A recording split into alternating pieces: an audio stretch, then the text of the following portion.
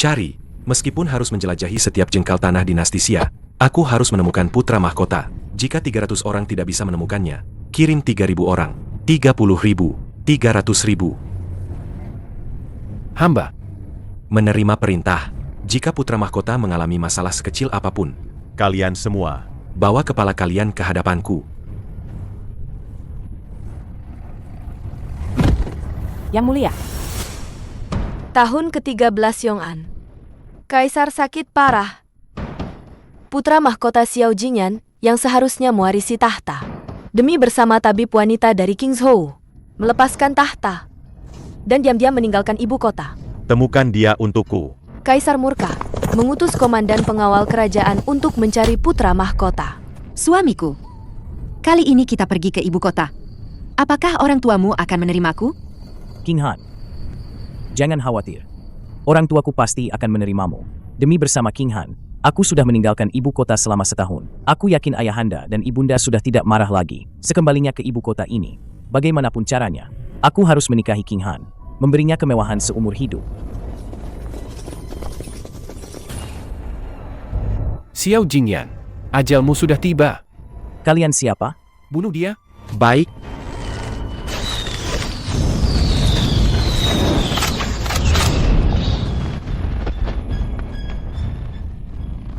King Han, kau pergi duluan. Pulanglah. Tapi, Cepat pergi. Bunuh dia. Ingin nyawaku. Kalian belum punya kemampuan itu. sudah setengah jam. Suamiku, kau harus kembali dengan selamat. Suamiku, kau kembali. King Han, aku kembali. Jingyan,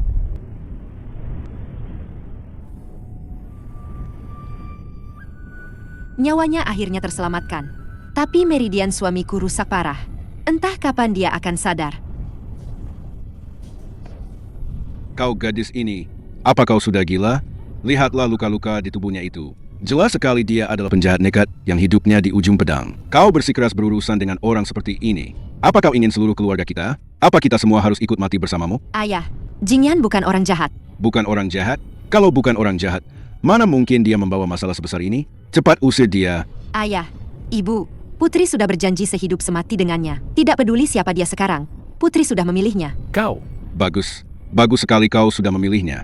Jika kau bersikeras tetap bersamanya, pergi dari rumah ini. Mulai sekarang, aku tidak akan menganggapmu sebagai putriku lagi. Ayah, King Han, cepat minta maaf pada ayahmu.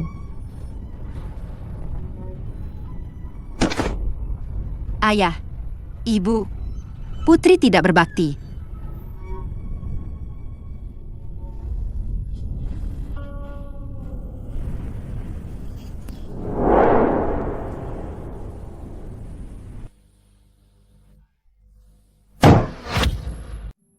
Nak King Han, dengarkan nasihat orang tua ini. Lepaskan dia. Orang ini mengalami luka parah di semua organ dalam, dan meridiannya rusak. Bisa bertahan sampai hari ini saja sudah mukjizat. Kau seorang gadis yang belum menikah, mengapa harus menjaga orang yang seperti mayat hidup? Kau hanya akan menyia-nyiakan dirimu sendiri. Paman Yo, Anda tidak perlu membujuk lagi. Selama dia masih bernapas, aku tidak akan pernah meninggalkannya. Aduh, Gadis ini benar-benar keras kepala. Sudahlah, sudahlah. Aku dengar Akademi Medis Kerajaan di ibu kota baru saja membuat pil 9 pemulih jiwa. Mungkin bisa memperpanjang umurnya. Benarkah? Di mana aku bisa mendapatkan obat itu? Mendapatkan? Itu harganya 1.000 tahil perak. Kau seorang wanita lemah, bagaimana bisa mengumpulkan uang sebanyak itu?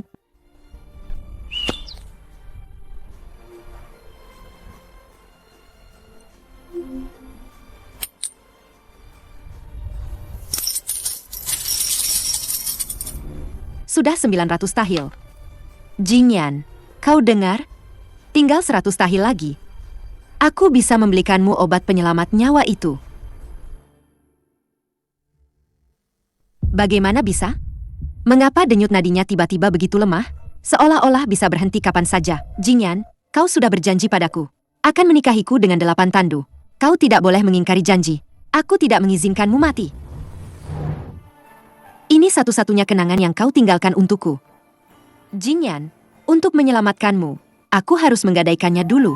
Setelah kau sembuh, kita pasti bisa menebusnya kembali.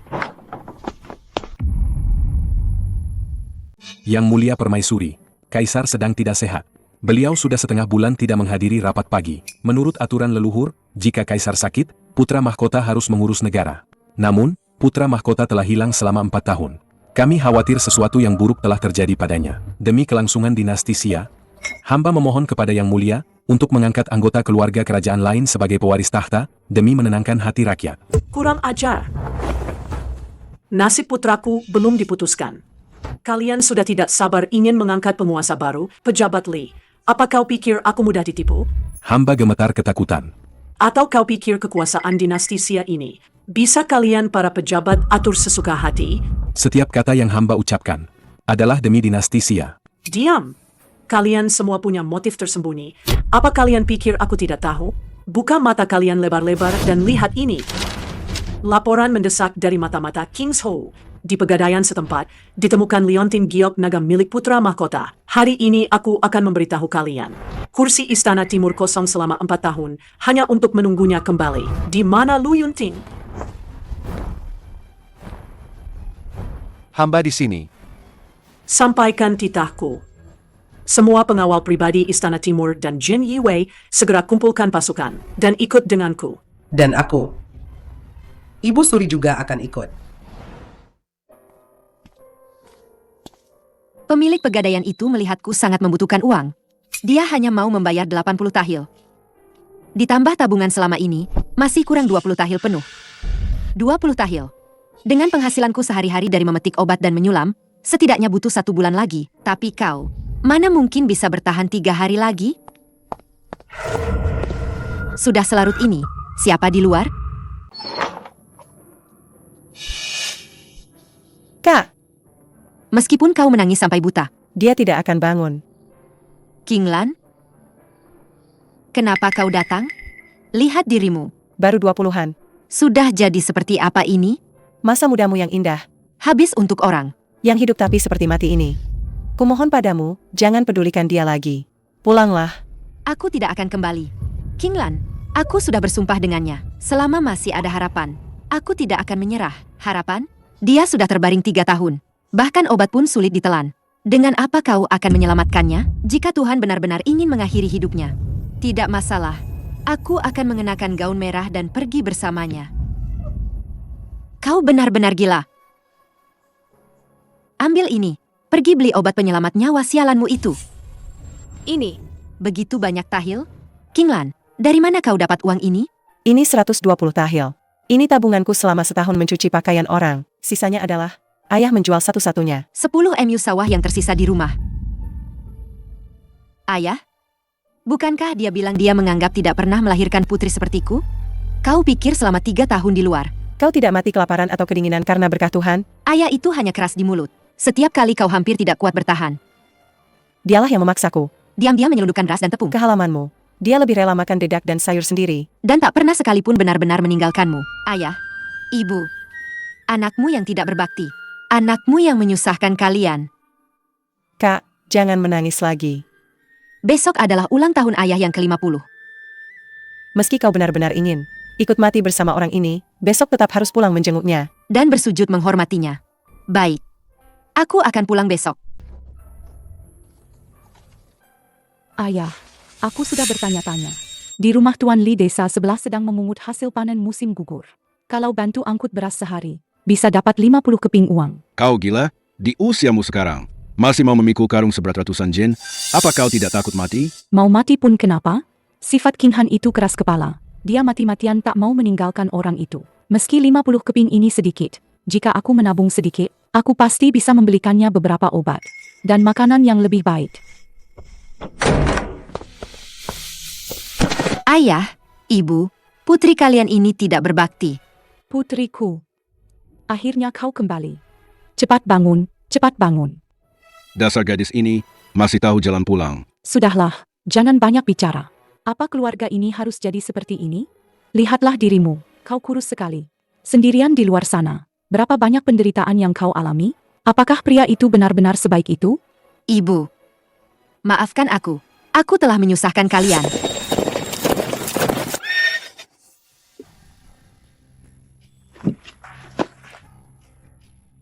Bau apa ini? Busuk sekali. Ibu, di pelosok desa miskin ini banyak sekali kotoran sapi. Sepatu sutra syuku jadi kotor. Putriku sayang, kau sekarang adalah kesayangan Tuan Muda Zhao. Datang ke tempat kotor seperti ini, tentu saja ini menyusahkanmu. Kita masuk sebentar lalu pergi.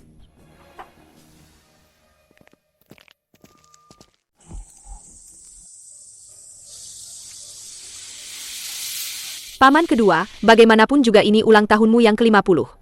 Kenapa hanya makan makanan kasar seperti ini? Sup bening hambar seperti ini? Bahkan babi pun tidak mau makan. Bahkan babi pun akan jijik. Yuniang, bagaimana bisa kau bicara begitu tentang paman keduamu?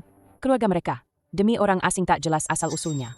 Bahkan yang terakhir, 10 MU sawah pun dijual. Bisa makan nasi hangat saja. Sudah bagus. Kukira siapa? Bukankah ini pria liar yang ditemukan King Han? Pria liar itu, King Han. Katakan padaku, apa kau sudah gila?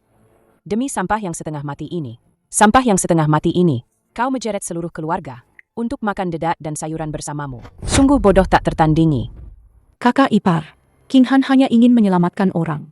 Mengapa kau harus merendahkannya seperti ini? Merendahkan? Adik ipar, kau benar-benar tidak tahu berterima kasih. Hari ini, aku sengaja datang untuk membawakan keluargamu kekayaan yang melimpah ruah. Tuan Muda Zhao, silakan masuk. Adik King Han, 3 tahun tak bertemu. Kau semakin cantik saja. King Han, asal kau mau mengangguk, ikutlah denganku dan jadilah selir ke-8ku. Gunung emas dan perak akan jadi milikmu. Pesta ulang tahun ayahmu ini, aku akan segera mengadakannya di restoran terbaik di kota. 10 meja penuh. Untuk apa kau menjaga mayat hidup seperti ini? Hanya membuang-buang masa mudamu. Zhao Tiande, lupakan saja niatmu itu. Aku, Shen King Han, hidup untuknya. Mati pun akan jadi hantunya. Meskipun aku mati kelaparan, aku tidak akan pernah menginjakkan kaki setengah langkah pun ke kediaman Zhao. Dasar tidak tahu diuntung. Tuan Muda Zhao mau melirikmu. Itu berkat leluhurmu. 500 tahil. Buka mata kalian lebar-lebar dan lihat. Ini adalah surat utang 500 tahil perak. King Han, 500 tahil. Cukup untuk membeli 10 gadis muda. Di rumah bordil. Hari ini, aku, Tuan muda ini akan memberikannya padamu. asal kau mengangguk, uang ini akan jadi milik keluarga Shen. Meskipun si lumpuh ini mati, kalian bisa menggunakan uang ini untuk membelikannya peti mati yang layak, bukan? Singkirkan uang kotormu itu. Jangan bicara 500 tahil. Bahkan jika seluruh keluarga Zhou Miu membawa semua hartanya ke sini, aku tidak akan meliriknya sedikitpun. Dasar jalan kecil. Sudah diberi muka malah tidak tahu diri. Tuan Muda Zhao menghargaimu. Itu adalah keberuntunganmu dari kehidupan sebelumnya. Hari ini, sebagai bibi besarmu, aku akan menggantikan orang tuamu untuk memberimu pelajaran yang baik. Dasar tidak tahu malu. Tuan, ditemukan. Liontin Giok itu memang digadaikan oleh seorang wanita dari desa keluarga Shen. Shen King Han. Sepertinya itu untuk menyelamatkan seorang pria misterius yang tidak sadarkan diri. Menurut deskripsi mata-mata, ciri-ciri fisik pria itu sangat mirip dengan putra mahkota yang mulia yang hilang 4 tahun lalu. Apa katamu? 4 tahun. Hamba telah mencari selama 4 tahun. Akhirnya ada kabar tentang yang mulia. Cepat, kita pergi sekarang juga. Selain itu, kirim surat cepat kepada Ibu Suri dan Permaisuri agar mereka langsung menuju desa keluarga Shen. Baik.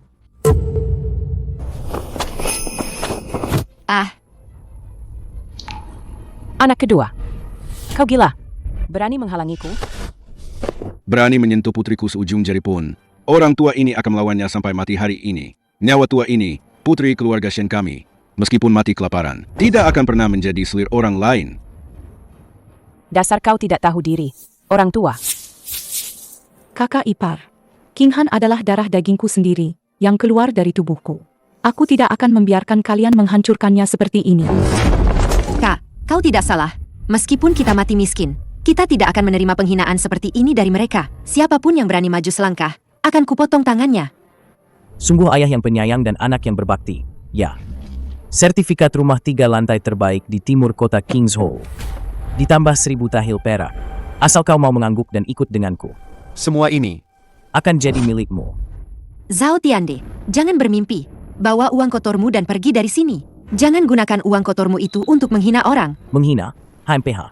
Semua wanita di dunia ini sama saja kelakuannya. Di mulut bilang tidak mau. tapi melihat uang langsung lemas kakinya. Sok suci sekali. Kemarilah. Orang tua bangka. Minggir. Tidak mau cara baik-baik. Ya sudah. Orang. Ikat gadis ini dan bawa dia kembali.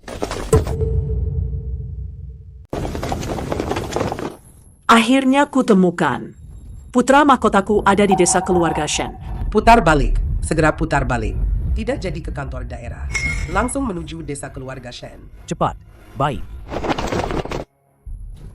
Hentikan. Di siang bolong begini, kalian berani menculik gadis rakyat biasa.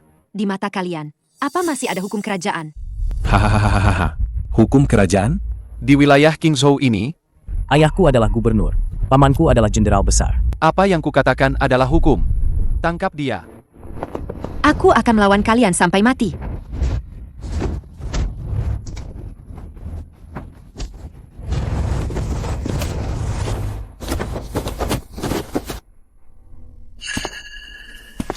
Hahaha.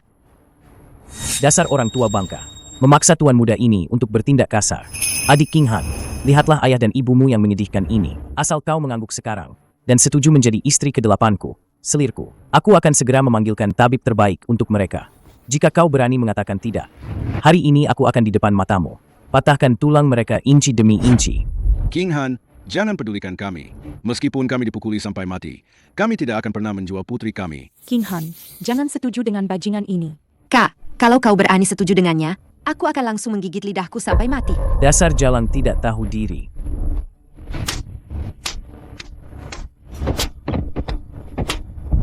Jangan pukul. Kumohon, jangan pukul lagi. Kau kasihan padanya? Jadi, kau setuju atau tidak? Tuan muda, mengapa Anda membuang-buang waktu dengan gadis jalang ini? Pikirannya itu sudah sepenuhnya terpikat oleh pria liar yang setengah mati itu. Meskipun hari ini Anda memaksanya kembali, hatinya tetap akan bersama pria itu.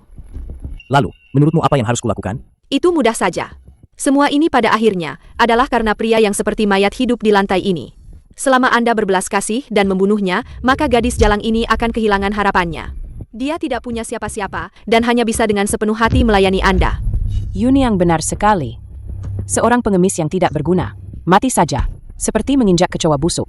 Siapa yang peduli? Ide bagus. Yuniang, kau memang cerdik. Apa yang akan kau lakukan? Zhao Tiande, jangan sentuh dia. Jingyan, jangan.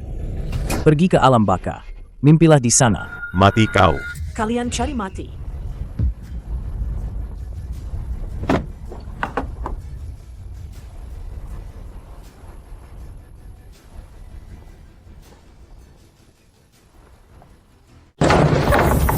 Kalian cari mati. Siapa ini? Oh, ternyata pejabat Chen. Kenapa? Pejabat Chen hari ini tidak mengadili kasus di kantor daerah, Malah datang ke pelosok miskin ini? mengurusi hal yang bukan urusanmu. Di siang bolong, menculik gadis rakyat, dan membunuh tanpa pandang bulu.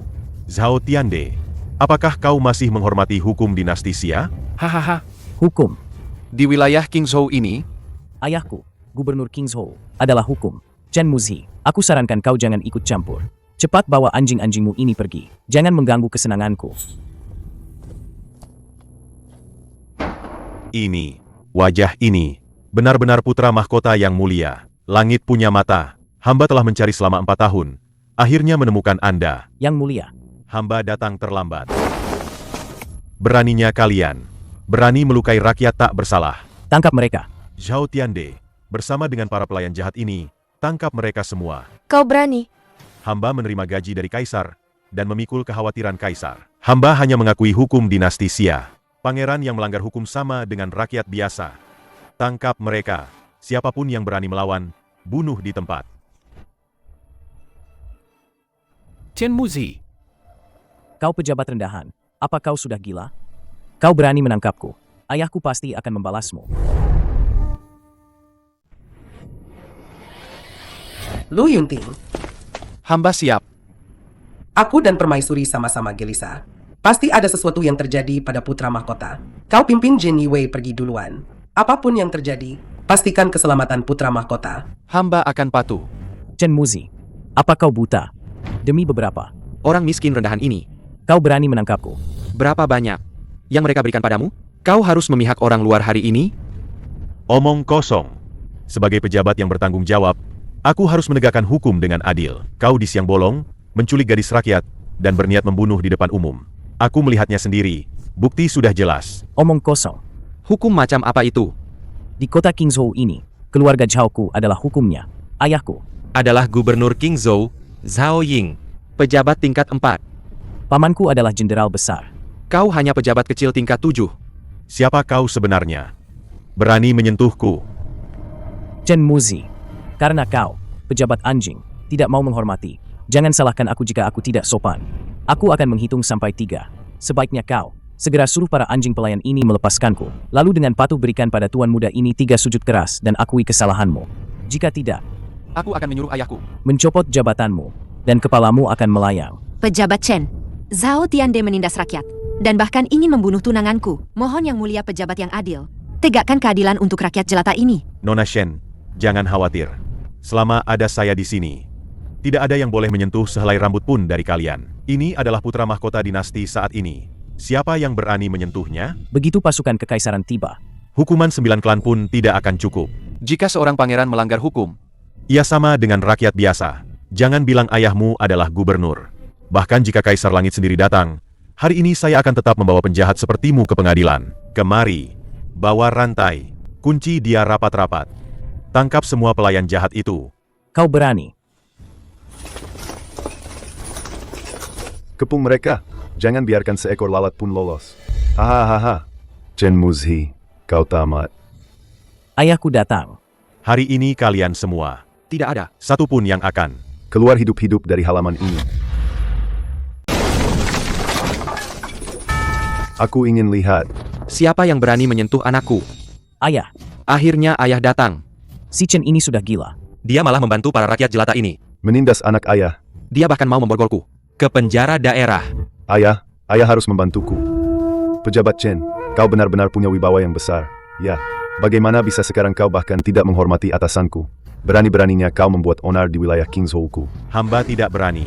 Hanya saja, putra Anda membuat keributan di sini, menculik gadis rakyat, bahkan ingin membunuh warga tak bersalah. Hamba sebagai hakim daerah, hanya menjalankan tugas sesuai hukum. Menjalankan tugas sesuai hukum? Bagus sekali alasan menjalankan tugas sesuai hukum.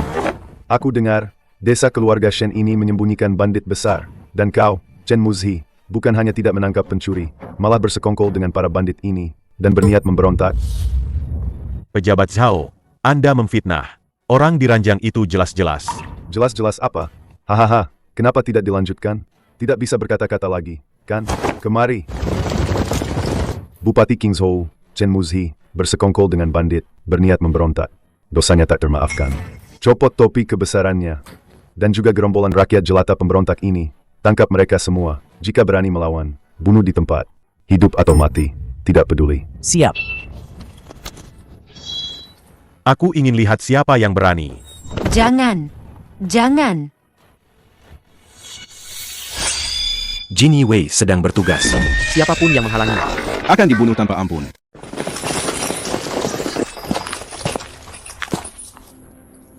Aku kira siapa? Ternyata Komandan Jin Diwei, Tuan Lu, hamba, Gubernur Kingzhou Zhao Ying. Hamba tidak tahu Tuan Lu datang dari jauh. Maafkan atas ketidaksiapan hamba menyambut. Maafkan.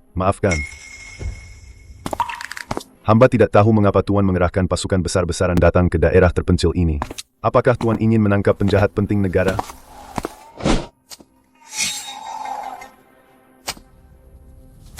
minggir. Nona Shen, jangan takut. Biarkan Tuan Lu melihatnya. Benar saja, itu putra mahkota yang mulia. Yang mulia terluka parah sekali. Latar belakang para pembunuh 3 tahun lalu itu belum terungkap sampai sekarang. Menurut laporan rahasia Jin Yiwei, masalah ini mungkin terkait dengan Pangeran Yong. Di kota Kingzhou ini, pasti ada mata-mata mereka. Sekarang yang mulia terluka parah dan koma. Jika identitasnya terungkap di depan umum, dia pasti akan diserang secara diam-diam. Tuan Lu. Orang yang terbaring di ranjang itu, orang tak berguna yang setengah mati itu. Apakah dia penjahat yang Anda cari? Anda tidak tahu. Chen Muzi ini, sebagai hakim daerah, berani menyembunyikan penjahat seperti ini. Hamba baru saja akan menangkap mereka semua untuk Anda. Tuan Zhao memang sangat rajin. Hamba diperintahkan untuk menyelidiki kasus penting. Orang ini adalah saksi kunci. Siapapun yang berani menyentuhnya, berarti melawan Jin Yiwei. Oh, begitu. Karena dia adalah saksi yang dibutuhkan Jin Diwei, hamba tentu tidak berani ikut campur. Hanya saja, Tuan Lu, Anda pasti lelah setelah perjalanan panjang. Terima kasih atas kerja keras Anda. Anda bisa membawa saksi ini. Tapi Chen Muzi ini berulang kali membantah ayahku. Dan beberapa orang ini, dasar rakyat jelata yang tidak tahu diri, berani-beraninya menolak permintaanku. Ini 1000 tahil perak. Dan sertifikat rumah terbaik di King's Hall. Anggap saja ini untuk saudara-saudara Jin Yi Wei minum teh dan bersantai, selama Anda bersedia membantu. Serahkan pejabat Chen dan wanita ini kepadaku. Untuk diajari pelan-pelan. Nanti, jika Tuan datang ke King's Hall, keluarga Zhao pasti akan menghormati Anda. Seperti leluhur. Tuan Lu, Anda adalah pasukan pribadi Kaisar, mewakili kehormatan yang mulia. Apakah hari ini, Anda juga akan bersekongkol dengan pejabat korup ini? Bersekongkol dengan pejabat korup ini? Pejabat Chen, aku sedang menangani kasus. Kapan giliranmu ikut campur? Tuan Lu, ayah dan anak keluarga Zhao ini di Qingzhou sangat berkuasa, menculik wanita, dan membunuh orang sembarangan. Orang yang terbaring di ranjang ini, jelas adalah rakyat tak bersalah yang mereka aniaya. Jika Anda menerima suap kotor ini, bagaimana Anda bisa pantas mengenakan seragam Jin Yi Wei ini? Jika Anda ingin menangkapku hari ini, tangkaplah. Jika Anda ingin membunuhku, bunuhlah. Aku, Chen Muzi, tidak akan mundur selangkah pun, bahkan jika mati. Chen Muzi, kau sudah diambang kematian, masih berani menuduhku? Yang mulia Lu pasti tahu yang benar. Mana mungkin terhasut oleh pengkhianat sepertimu? Yang mulia Lu, anjing gila ini menggonggong, mengotori telinga Anda. Bagaimana kalau hamba saja yang melakukannya, mencabut lidahnya untuk Anda? Tuan Zhao benar-benar sangat murah hati.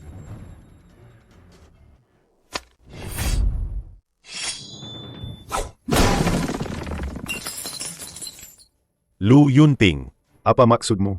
Aku sudah memberimu muka, kau berani mempermalukanku di depan umum. Kau benar-benar mengira Kingzhou ini adalah halaman belakang Jin Di Wei MU. Tuan Zhao, hanya 1000 tahil ini, kau ingin membeli nyawa pejabat peringkat 7 di istana? Bahkan kau ingin membeli nyawa yang mulia ini? Keberanianmu benar-benar tak terbatas. Hahaha. Zhao Ying, Zhao Tiande, apa kalian pikir semua pejabat di dunia ini sama seperti kalian, korup dan tak tahu malu? Yang mulia Lu adalah pasukan pribadi Kaisar. Mana mungkin terpengaruh oleh kalian? Suap kotor ini. Bagus. Bagus kau, Lu Yunting. Menolak kebaikan, maka akan menerima akibatnya. Kau benar-benar berpikir hanya karena mengenakan seragam Jin Di Wei, kau bisa seenaknya di Kingzhou. Aku beritahu kau, kakak iparku adalah Jenderal Besar Kingzhou. Jika hari ini kau berani menyentuhku sehelai rambut pun, aku jamin kau tidak akan bisa keluar dari kota Kingzhou ini. Jenderal Besar Kingzhou? Jangan bicara Jenderal Besar Kingzhou. Bahkan jika Raja Langit sendiri datang hari ini, dia tidak akan bisa menyelamatkan kepala kalian berdua, ayah dan anak. Tuan Lu, karena Anda tidak mau menerima uang ini, hamba tidak akan memaksa. Tapi Anda baru datang ke Kingzhou, jangan sampai tertipu oleh penampilan menyedihkan para rakyat jelata licik ini. Oh? Apa maksud Tuan Zhao? Keluarga Shen ini sama sekali bukan rakyat baik-baik yang patuh hukum. Mereka adalah perampok besar yang bercokol di luar kota Kingzhou. Sarana perampok. Zaying, kau seorang gubernur. Berani-beraninya bicara omong kosong. Kau memfitnah. Coba jawab ini. Pria lumpuh di ranjang ini sekujur tubuhnya. Penuh luka bacok yang bisa membunuh. Kalau kalian benar-benar keluarga baik-baik, kenapa berani menyembunyikan pria? Berluka bacok di rumah selama 3 tahun? Warga baik mana yang mau menjaga? Orang terluka parah yang tidak jelas identitasnya. Pejabat Lu. Ini jelas karena mereka tidak adil membagi rampasan, lalu saling membunuh. Si lumpuh itu pasti pemimpin perampok. Aku membawa pasukan hari ini. Tepatnya untuk membasmi perampok. Pengikut Pangeran Yong di Kingzhou memiliki jaringan kekuasaan yang sangat kuat. Pembunuh yang mencoba membunuh putra mahkota 3 tahun lalu sangat mungkin bersembunyi di kalangan pejabat Kingzhou. Kalau identitasnya terbongkar di depan umum sekarang, identitas putra mahkota pasti akan membuat mereka nekat dan mengamuk. Oh, perampok kelas kakap. Kau bilang, pria di ranjang ini sebenarnya siapa? Kenapa sekujur tubuhnya penuh luka bacok? Pejabat, dia tunanganku. 3 tahun lalu kami dirampok di gunung. Dia terluka bacok saat melindungiku dari penjahat. Keluarga Shen kami bersih dan jujur. Seluruh desa bisa jadi saksi. Pejabat yang adil, aku Shen Laohan selalu bertindak jujur dan teguh. Dia adalah calon menantuku. Ayah dan anak keluarga Zhao tertarik pada kecantikan putriku. Ketika mereka gagal memaksanya menjadi selir, mereka menjebaknya. Yang mulia, tolong selidiki. Kalian para binatang berseragam. Mulut kalian penuh kotoran. Tuan Lu, lihatlah betapa sombongnya rakyat jelata ini. Mereka bahkan berani memaki pejabat istana. Jika kita tidak menghukum mati mereka di tempat, keadilan tidak akan ditegakkan. Tuan Lu, jangan dengarkan omong kosongnya. Ini jelas. Tuan Chen, hati-hati dengan ucapanmu.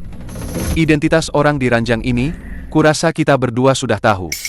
Saat ini, musuh tersembunyi dan kita terlihat jelas. Situasinya sangat rumit. Jika kau bersikeras ikut campur, begitu terjadi kesalahan. Kau, seorang hakim daerah tingkat 7 yang kecil, bisakah kau menanggungnya?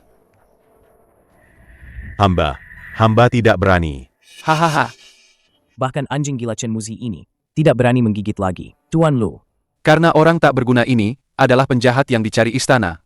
Maka keluarga Shen ini adalah pemberontak yang menyembunyikan penjahat. Cepat bertindak. Bunuh mereka semua. Jin Yiwei sedang menjalankan tugas. Apa kau perlu mengajariku? Tangkap semua orang di halaman ini, termasuk tersangka di ranjang. Tahan mereka dulu. Jaga ketat. Tidak ada yang boleh mendekat. Menahanku? Kau berani? Tangkap mereka. Baik. Jenderal Besar King Zhou, pejabat Liu tiba.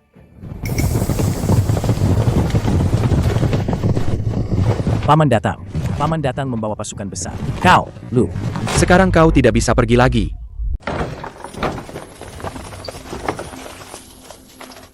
Kakak ipar, akhirnya kau datang.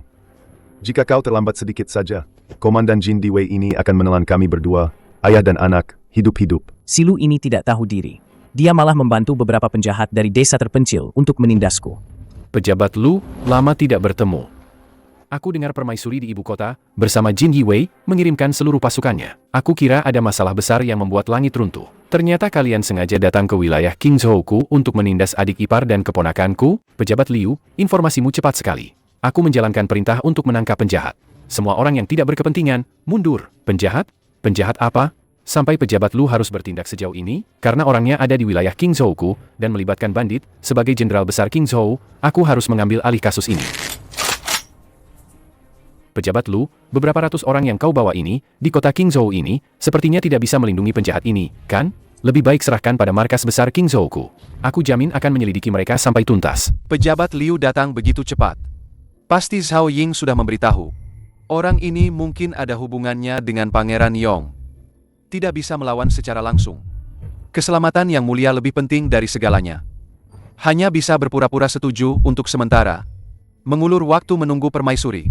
Karena pejabat Liu begitu antusias, maka kelompok bandit keluarga Shen ini, sesuai perkataan Gubernur Shao, akan ditahan terlebih dahulu. Tapi orang-orangnya harus dijaga bersama oleh Jin Yiwei-ku dan markas besar King Zhou. Hahaha, omong kosong apa ini? Pasukan pribadi Kaisar, setelah bertemu pamanku, dia pasti akan tunduk. Karena Tuan Lu sudah menjatuhkan hukuman. Tidak perlu dipenjara. Si sampah yang setengah mati ini, Tuan muda ini sendiri yang akan menghabisinya untuk kalian. Adapun gadis kecil ini, Tuan muda ini malam ini akan di kamar menginterogasinya baik-baik. Jangan, Zhao Tiande. Kau binatang. Jika kau ingin membunuh, bunuh saja aku. Jangan sentuh putri dan menantuku. Kami akan melawanmu sampai mati. Singkirkan para bajingan yang tidak tahu diri ini. Tahan mereka kuat-kuat di tanah. Biarkan mereka melihat dengan mata kepala sendiri bagaimana aku menghancurkan kepala si sampah ini. Ibu. Jingyan. Mati saja kau, sampah. Jin Yiwei pun tidak bisa melindungimu. Aku lihat siapa yang bisa menyelamatkanmu hari ini.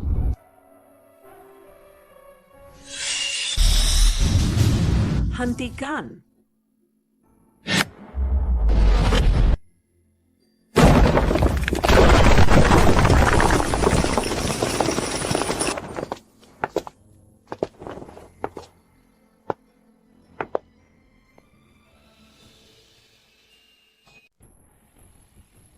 hamba, Komandan Jin Yiwei, Lu Yunting, memberi hormat kepada Ibu Suri dan Permaisuri yang mulia.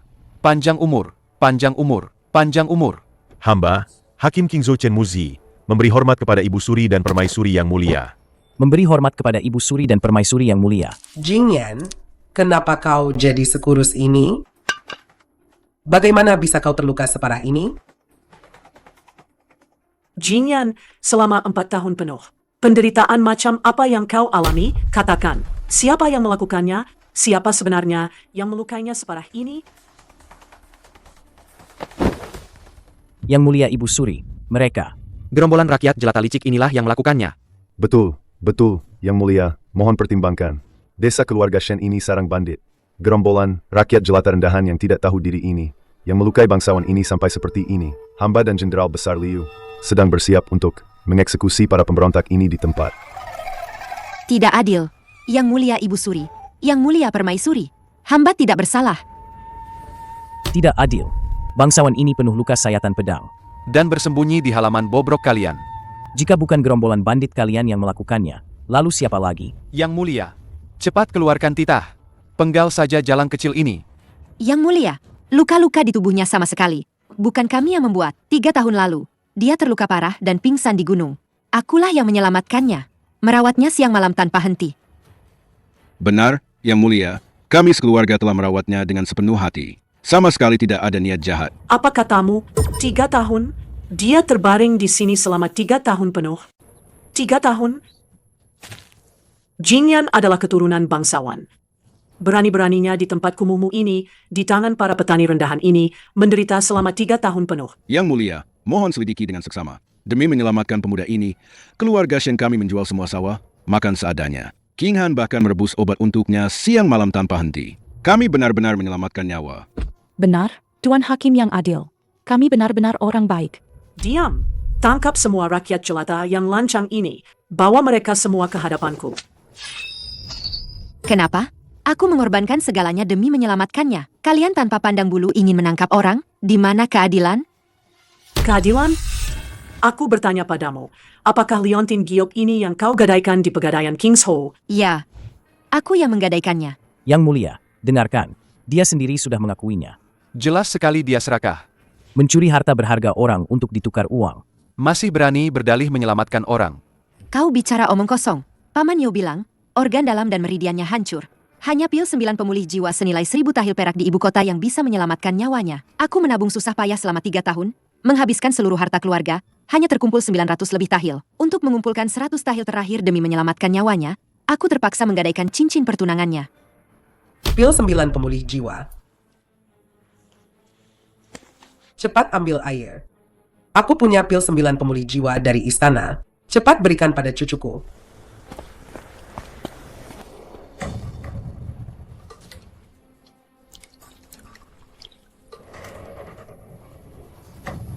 Kenapa bisa begini? Kenapa dia belum bangun? Kenapa Jingyan belum bangun? Wei, kenapa obat ini tidak berguna?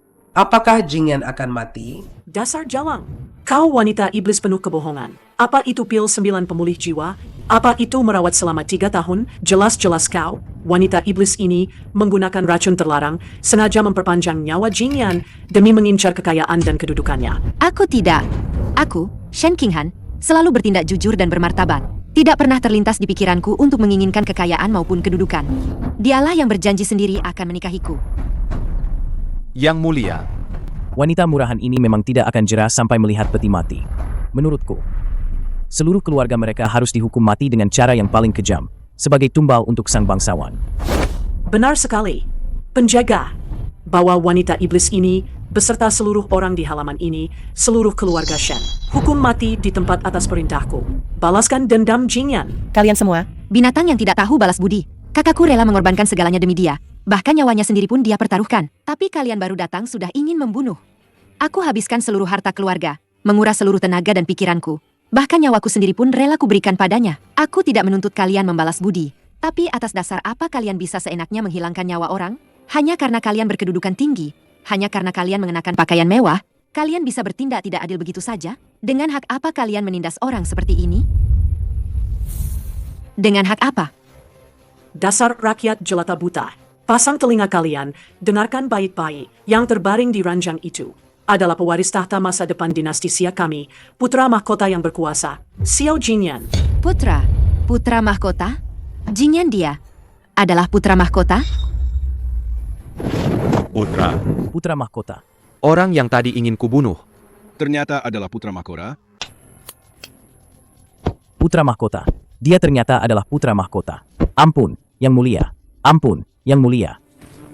Hamba pantas mati. Hamba benar-benar tidak tahu bahwa orang terhormat ini adalah Yang Mulia Putra Mahkota. Mohon belas kasihan, Yang Mulia. Yang Mulia, Kami sekeluarga. Sekalipun kami berani mati, kami tidak akan berani mencelakai putra mahkota. Mohon Yang Mulia mempertimbangkan dengan bijak. satu kata, tidak tahu, bisakah itu menghapus penderitaan putra mahkota selama 3 tahun ini? Lihatlah dia, keadaannya sekarang. Pewaris tahta dinasti Xia yang agung ini, ternyata oleh kalian para rakyat jelata rendahan ini, disembunyikan seperti anjing di halaman bobrak. Jika aku tidak datang hari ini, dia pasti sudah dibunuh hidup-hidup oleh bajingan kotor ini. Dibunuh hidup-hidup. Kalian para rakyat jelata rendahan, pantas mati. Pengawal, Seret semua anggota keluarga Shen dan juga para pejabat anjing ini, lalu penggal mereka semua. Biarkan mereka menemani putra mahkota mati. Baik. tunggu. Yang Mulia ingin membunuhku? Silakan. Tapi aku, Shen Qinghan, berhati lurus dan berbuat benar. Aku tidak pernah sedikit pun mencelakai putra mahkota. Sudah diambang kematian masih berani membantah. Aku adalah seorang tabib yang menjunjung tinggi belas kasih seorang penyembuh. 3 tahun lalu, dia terluka parah dan sekarat. Aku yang membawanya kembali ke klinik. Aku menghabiskan seluruh harta keluargaku untuk menyelamatkan nyawanya. Jika aku benar-benar ingin mencelakainya, aku hanya perlu membuangnya di hutan dan membiarkannya mati sendiri. Mengapa aku harus berjuang selama 3 tahun, mengelap tubuhnya dan menyuapinya obat? Bahkan tidak ragu menggadaikan barang berharga untuk mendapatkan pil 9 pemulih jiwa? Jika Yang Mulia tidak percaya, Anda bisa bertanya pada Paman You di kota Qingzhou. Bertanya pada tetangga di desa keluarga Shen ini. Lihatlah apakah Shen Qinghan ini adalah wanita iblis pembunuh atau tabib wanita penyelamat nyawa. Tunggu, angkat kepalamu. Katakan padaku, siapa namamu dan apa pekerjaanmu? Menjawab Ibu Suri, hamba bernama Shen Qinghan. Hamba adalah tabib wanita dari desa keluarga Shen di Qingzhou ini. Shen Qinghan, tabib wanita, ternyata kau. Bagus, mencari kemana-mana tak ketemu, ternyata kau si rubah betina yang tak tahu diri ini. Yang Mulia, apa maksud perkataan Anda? 4 tahun lalu, jika bukan karena kau, si penggoda ini, merayu putra mahkota, bagaimana mungkin dia melarikan diri dari ibu kota untuk kawin lari denganmu? Bagaimana mungkin dia diserang di tengah jalan dan berakhir dengan organ dalam yang hancur? Kau pembawa sial. Kaulah yang menghancurkan putraku. Kaulah yang membuatnya menjadi setengah mati seperti ini. Sekarang kau masih berani, di hadapanku ini, berbicara tentang belas kasih seorang tabib? Hari ini, aku sendiri yang akan membunuhmu, wanita iblis ini, untuk selamanya. Permaisuri, hentikan tanganmu. Ibu Suri, rakyat jelata ini telah mencelakai Jingyan. Hamba ingin membunuhnya untuk membalas dendam Jingyan. Konyol. Apa kau ingin memaksa putra kandungmu sendiri sampai mati? Ibu Suri, hamba sedang menyelamatkannya. Kau bodoh. 4 tahun lalu, demi gadis ini, Jingyan tidak segan-segan menentangmu, tidak segan-segan melepaskan posisi pewaris tahta. Bahkan nyawanya pun tidak dihiraukan. Jika gadis ini mati, setelah Jingyan sadar, bagaimana kau akan menjelaskan padanya? Apa kau ingin dia, begitu membuka mata, demi wanita ini, kembali berselisih denganmu, dan mati lagi? Tapi, apa kita biarkan saja dia? Semua akan dibicarakan setelah Jingyan sadar. Selama Jingyan menyukainya, meskipun dia seorang pengemis, aku akan menerimanya. Singkirkan pedangmu.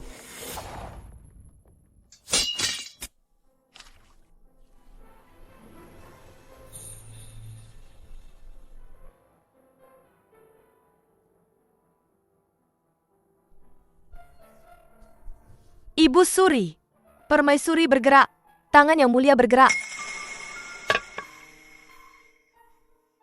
Jingyan. Anakku. Jingyan, kau akhirnya sadar?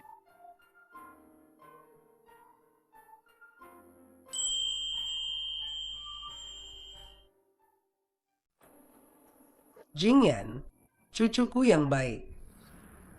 Langit punya mata.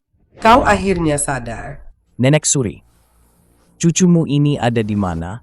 Mengapa aku ada di sini? Anakku, anakku, lihatlah ibumu. Apa kau mengenal ibumu? Ibu Suri. Putramu ini tentu saja mengenalimu. Jingyan, kau sadar? Kau benar-benar sadar? Tahukah kau betapa takutnya aku selama 3 tahun ini? Aku takut tidak akan pernah mendengar kau berbicara lagi. Siapa kau?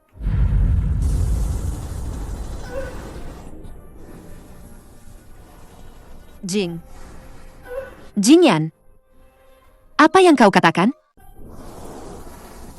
Jingyan, ini aku. Aku King Han. Lihatlah aku baik-baik. Apa kau tidak mengingatku? Kurang ajar. Aku adalah putra mahkota dinasti Xia. Bagaimana mungkin aku mengenalmu? Wanita kampungan yang tidak tahu tata krama ini, perempuan desa. Segera pergi dari sini. Tidak. Tidak mungkin. Kau lupa 3 tahun lalu, di bawah tebing Qingzhou. Apa yang kau ucapkan? Kau berjanji akan menjagaku seumur hidup. Kau menyerahkan Leontin Giok naga ini kepadaku. Kau berkata, Diam. Jingyan baru saja sadar dari luka beratnya, pikirannya belum sepenuhnya jernih. Wanita gila yang penuh omong kosong ini, demi mendongkrak status dan mendekati kaum bangsawan, berani di hadapan Ibu Suri dan aku mengaku-ngaku sebagai kerabat kerajaan. Benar-benar pantas mati. Yang mulia benar sekali. Perempuan murahan ini jelas-jelas melihat putra mahkota begitu mulia dan kaya raya, ingin memanfaatkan kesempatan untuk menempel pada yang mulia dan mengejar kemewahan. Harus dihukum berat. Jingyan, lihat aku baik-baik. Apakah kau benar-benar tidak ingat apa-apa lagi? Kurang ajar. Cepat singkirkan dia. Cepat panggil tabib. Bawa semua orang yang tidak berkepentingan di halaman ini, singkirkan mereka untuk sementara. Tanpa titah aku, tidak ada yang boleh mendekati putra mahkota selangkah pun.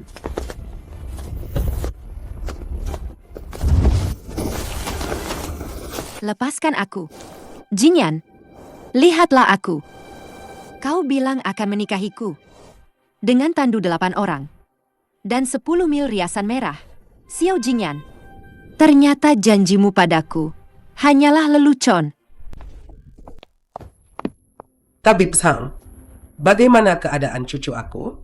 Cepat bicara. Melapor kepada Ibu Suri. Yang mulia permaisuri, organ dalam dan meridian putra mahkota. Meskipun rusak parah. Dan sudah seperti lampu kehabisan minyak. Namun untungnya selama 3 tahun ini, selalu ada yang menggunakan ramuan obat untuk melindungi jantungnya. Dan barusan juga telah meminum pil 9 pemulih jiwa dari istana, secara paksa membalikan meridian jantungnya. Sekarang yang mulia sudah tidak dalam bahaya kematian, hanya perlu istirahat beberapa waktu untuk pulih sepenuhnya. Amitabha, semoga leluhur memberkati. Hanya saja, hamba baru saja memeriksa denyut nadi. Menemukan yang mulia sepertinya memiliki luka lama dan gumpalan darah di kepala. Dan itu sangat dalam, mungkin akan memengaruhi sebagian ingatan. Ingatan sebagian apa? Jelaskan pada aku. Hamba melihat perkataan dan tindakan yang mulia jernih seperti biasa. Mengenali Ibu Suri dan Permaisuri, juga mengingat identitasnya sebagai pewaris tahta. Hanya saja terhadap tabib wanita yang mengaku merawatnya. Selama 3 tahun itu, yang mulia sama sekali tidak memiliki kesan. Ini adalah gejala amnesia selektif. Kemungkinan besar disebabkan oleh cedera kepala parah 3 tahun lalu. Alam bawah sadar yang mulia telah menutup bagian masa lalu itu. Mengenai apakah bisa pulih, semua tergantung takdir. Mungkin besok bisa teringat. Mungkin seumur hidup tidak akan pernah mengingat wanita itu sedikit pun. Sungguh, surga membantuku. Tuhan pun membantu aku menyingkirkan wanita penggoda itu. Selama Jingyan melupakannya, dia bukan siapa-siapa. Anakku. Tadi, gadis gila yang penuh lumpur itu, kau benar-benar tidak mengingatnya sama sekali. 4 tahun lalu kau diculik oleh wanita iblis itu telah menyihirmu. Kau bahkan mengabaikan larangan Ibu Suri, sampai tidak menginginkan posisi putra mahkota. Kau bersikeras kabur dari Istana Timur untuk kawin lari dengannya. Anakmu tidak ingat apa-apa. Ibu Suri pasti bercanda. Anakmu adalah putra mahkota dinasti Xia yang agung, calon penguasa tertinggi. Mana mungkin demi seorang wanita kampung rendahan dari desa terpencil, melakukan hal yang tidak senonoh ini. Sungguh konyol. Ibu Suri, apa yang sebenarnya terjadi 4 tahun lalu? Aku kawin lari. Mengapa aku meninggalkan ibu kota? Dan mengapa aku terluka parah seperti ini? Terjebak di tempat kotor, rusak, dan menjijikan ini? Ceritanya panjang. Jelas sekali para pemberontak dan pengkhianat itu bersekongkol dan berniat jahat menyerangmu di tengah jalan. Adapun tabib wanita yang penuh omong kosong itu. Dia hanya memanfaatkan saat kau koma, ingin mendapatkan kekayaan dan kemuliaan, hanya rakyat jelata yang mengaku-ngaku kerabat kerajaan. Benarkah itu? Sudahlah, anakku, kau baru saja sadar, jangan terlalu memikirkan hal-hal ini lagi. Masalah-masalah ini, permaisuri sendiri yang akan membereskan semuanya untukmu. Yang terpenting sekarang adalah segera berangkat, ikut permaisuri kembali ke istana untuk memulihkan diri. Hamba serahkan semuanya pada permaisuri. Lu Yunting, putra mahkota. Karena putra mahkota sudah melupakan wanita rendahan itu, dia tidak bisa dibiarkan hidup. Pergi. Cari tempat sepi dan habisi dia. Aku ingin dia diam selamanya. Lu Yunting, kenapa tidak bergerak? Habisi wanita iblis ini di tempat.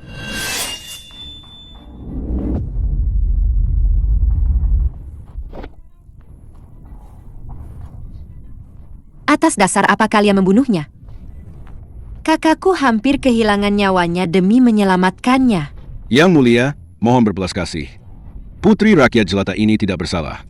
Yang mulia, hamba menjamin dengan nyawa hamba. Tabib Shen sama sekali tidak berniat buruk terhadap putra mahkota. Di seluruh Qingzhou, siapa yang tidak tahu dia menghabiskan seluruh hartanya dan mengorbankan dirinya demi menyelamatkan orang yang dicintainya? Jika orang ini dibunuh, langit pun tidak akan memaafkan. Tuan Hakim yang adil benar. Gadis King Han adalah bodhisattva hidup. King Han bahkan tidak bisa makan. Tapi dia tetap memberikan bubur berasnya kepada tuan muda itu. Yang mulia, Jangan dengarkan omong kosong para rakyat jelata ini. Wanita jalang ini hanya mengincar kekayaan dan kemuliaan. ingin naik status dan menjadi Phoenix. Betul. Dia bahkan tidak mau menjadi. Selir ke-8 Tuan Muda Zhou, ternyata dia sudah mengincar Yang Mulia Putra Mahkota sejak awal. Melapor, Yang Mulia. Hamba diperintahkan untuk melacak keberadaan Putra Mahkota. Hamba menemukan liontin giok naga di Pegadaian. Menurut pemiliknya, memang tabib Shenlah yang dengan berlinang air mata menggadaikannya untuk mendapatkan pil 9 pemulih jiwa. Hamba juga sudah menemui Paman You yang disebutnya. Apa yang dikatakannya tidak bohong. Lagi pula, Yang Mulia, lihatlah. Jika dia benar-benar mengincar kekayaan, setelah mendapatkan liontin itu, dia pasti sudah kabur jauh. Mengapa dia harus menderita di sini selama 3 tahun? Kalian semua. Diam kalian semua. Gadis kecil, angkat kepalamu. Biarkan aku melihatnya.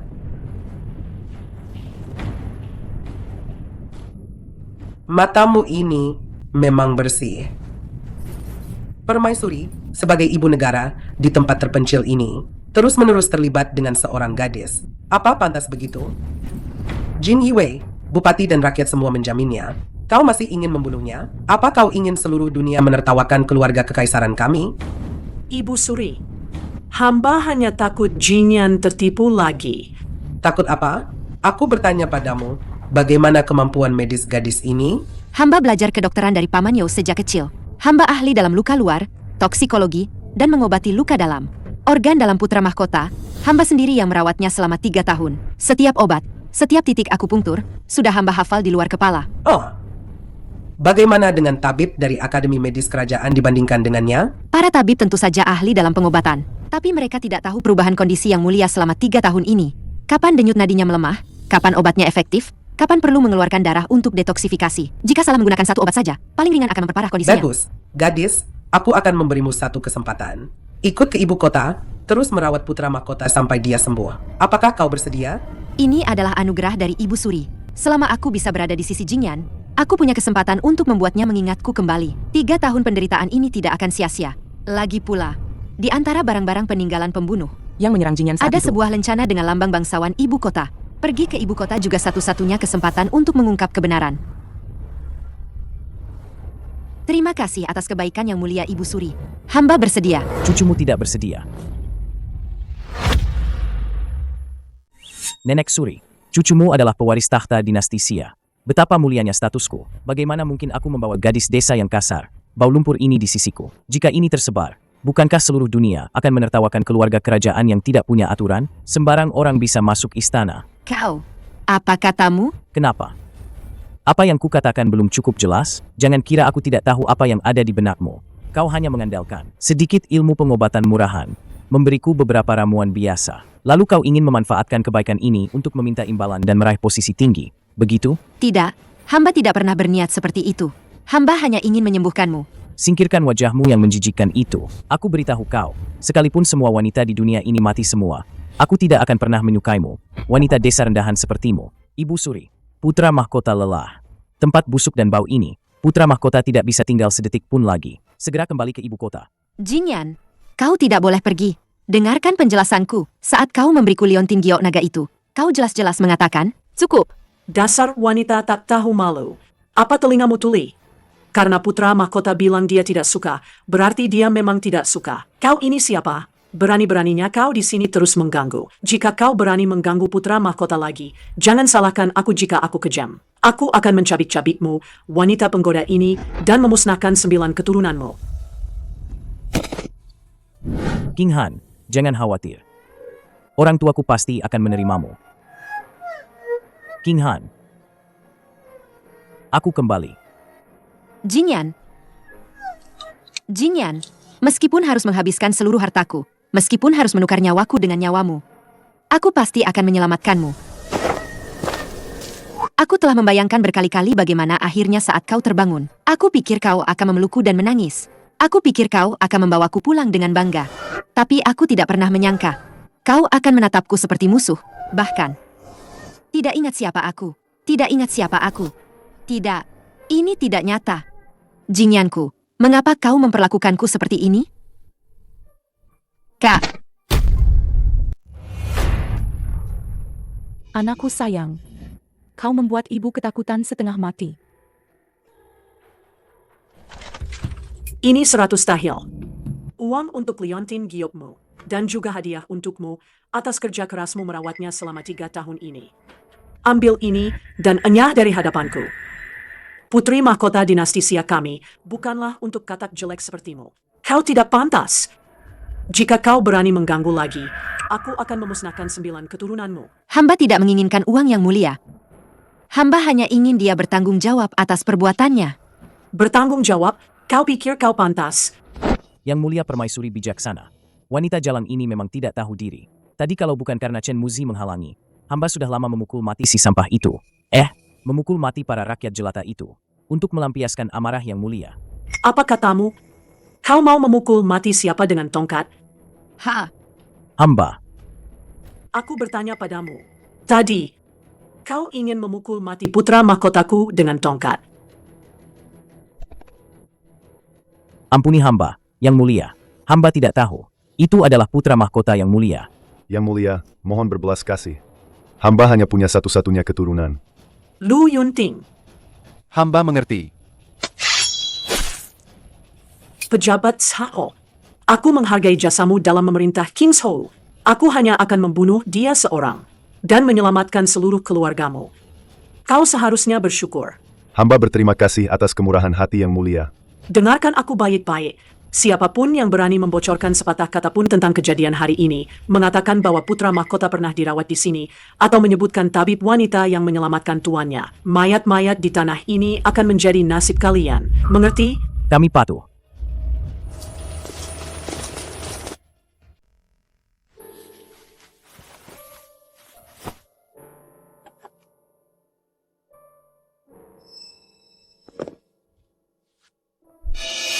Kakak, apa kau benar-benar akan pergi ke ibu kota untuk mati? King Lan, aku sudah memutuskan. Nak, istana kekaisaran itu besar, kau bahkan tidak tahu di mana letak pintunya. Ayah, ibu, putri tidak berbakti, tapi orang itu adalah orang yang putri jaga selama 3 tahun, orang yang putri selamatkan dengan nyawa putri. Aku tidak bisa hanya melihatnya mengalami sesuatu karena kesalahan pengobatan. Lagi pula, putri juga punya satu hal yang harus diselidiki di ibu kota. Jika nanti dia sudah pulih sepenuhnya, tapi masih tidak mengingatku, putri pasti akan kembali dan tidak akan pernah membahas ini lagi. Perjalanan jauh butuh bekal. Bawa perak receh ini. Ayah. Kak, Untuk jaga-jaga. ingat. Bagaimanapun juga, rumah ini akan selalu punya tempat untukmu. Putri pamit pada ayah dan ibu.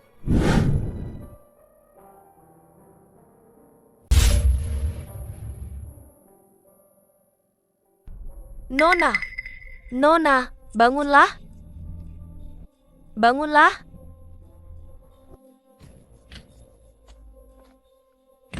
Gadis ini keracunan racun kronis. Racunnya sudah menyebar ke organ dalam. Jika tidak segera diselamatkan, dia pasti akan mati dalam setengah jam.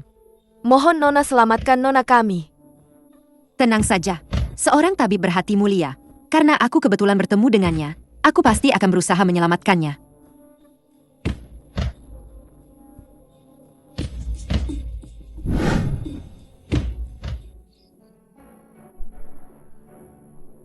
Nona, Anda sudah bangun. Terima kasih. Nona, atas anugerah penyelamatan hidup ini. Jangan bergerak. Racun di tubuhmu belum sepenuhnya bersih. Aku akan memberimu akupunktur dulu untuk menstabilkan, lalu meresepkan obat. Nona, Anda benar-benar seperti Dewi Penolong. Tuan putri kami. Adalah putri sulung keluarga Qin di ibu kota. Diracun oleh orang jahat, lalu diculik oleh penjahat. Mohon selamatkan dia. Keluarga Qin? Keluarga Qin yang mana? Ya, kediaman Adipati Qin saat ini. Tuan putri kami adalah putri kandung Adipati Qin. Qin Liangyu. Putri Adipati Qin. Mungkin bisa membantuku masuk ke istana. Dan juga membantuku menyelidiki asal-usul lencana tembaga ini. Aku bisa membantu Nona Qin menetralkan racunnya sepenuhnya. Tapi ada satu syarat. Syarat apa? Aku ingin masuk ke Akademi Medis Kerajaan. Atau, setidaknya beri aku kesempatan untuk menemui seorang pasien di istana. Kebaikan Nona menyelamatkan nyawa kami tak akan bisa kami balas. Setelah kembali ke ibu kota, aku pasti akan memohon bantuan ayahku. Xiao Jingyan, aku datang. Kali ini, aku tak hanya akan menyelamatkan nyawamu, tapi juga akan mencari tahu siapa yang mencelakaimu dulu.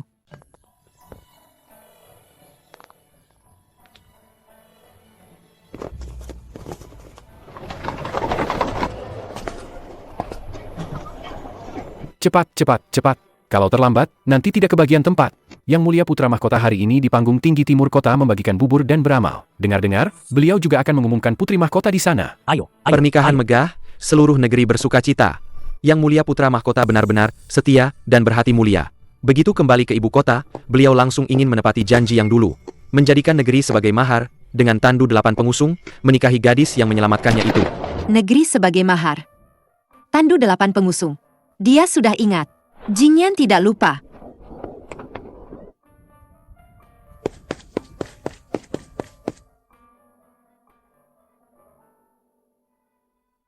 Aku menghilang selama 4 tahun. Beruntung berkat karunia langit, aku bisa kembali ke Istana Timur. Namun, nyawaku ini diberikan oleh orang lain. 3 tahun lalu, aku terluka parah dan sekarat. Semua berkat seorang wanita yang baik hati dan gigih. Dia tidak pernah meninggalkanku. Untuk melindungi jantungku, dia menguras tenaga dan pikirannya. Untuk mengumpulkan uang membeli pil 9 pemulih jiwa, dia menderita banyak penghinaan dan kehilangan seluruh hartanya. Tidak sulit. Jingyan, selama kau mengingat semuanya, penderitaanku tidak berarti apa-apa. Kebaikan ini, putra mahkota ini tidak akan pernah melupakannya seumur hidup. Putra mahkota ini pernah bersumpah di samping ranjangnya hari ini. Jika suatu hari nanti kembali ke Istana Timur, pasti akan memberinya pernikahan megah. Satu pasangan seumur hidup. Hari ini, putra mahkota ini akan di hadapan seluruh rakyat kota, mengumumkan calon putri mahkota dinasti Xia kita. Bagus, bagus, bagus. Dia adalah Putri Adipati Wei saat ini, keponakan permaisuri, Wei Ziqing.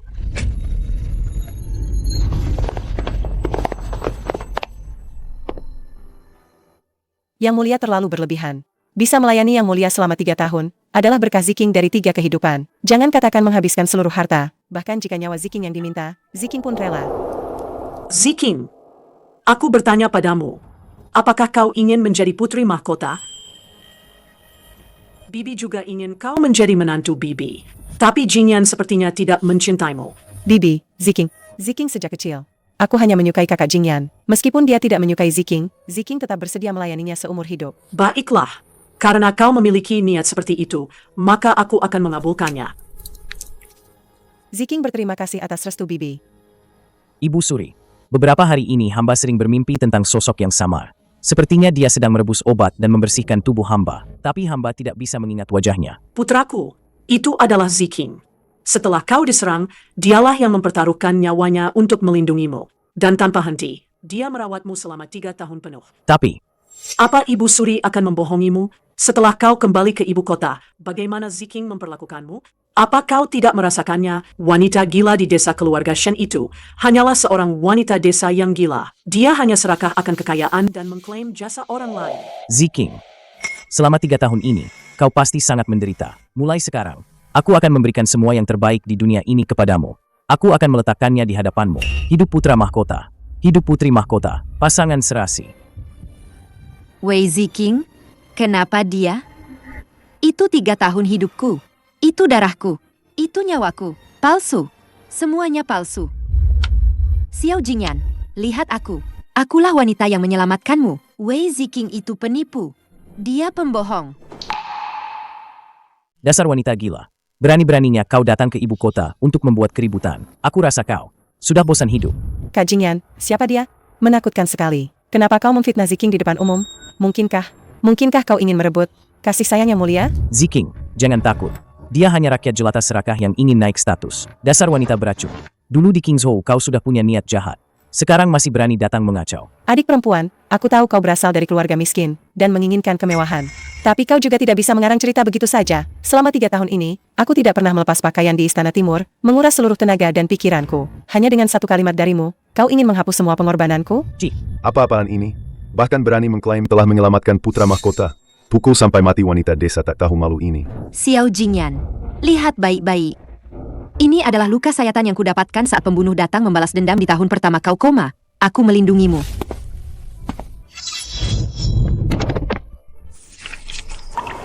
Ini adalah bekas luka lepuh yang kudapatkan saat aku merebus ramuan mandi air panas setiap hari untuk mengobati racun dinginmu di tahun kedua. Demi menyelamatkanmu, aku mengorbankan darah dan dagingku, menanggung semua penderitaan di dunia ini. Tapi sekarang, kau memeluk seorang penipu dan menyebutku pembohong. Omong kosong. Lengan Ziking juga memiliki bekas luka karena merebus obat untukku. Kau pikir dengan membuat beberapa bekas luka, kau bisa menipuku? Dia bahkan tidak bisa membedakan antara tanaman obat dan rumput liar. Xiao Jingyan, kau benar-benar buta. Kurang ajar. Beraninya kau menghina calon permaisuriku.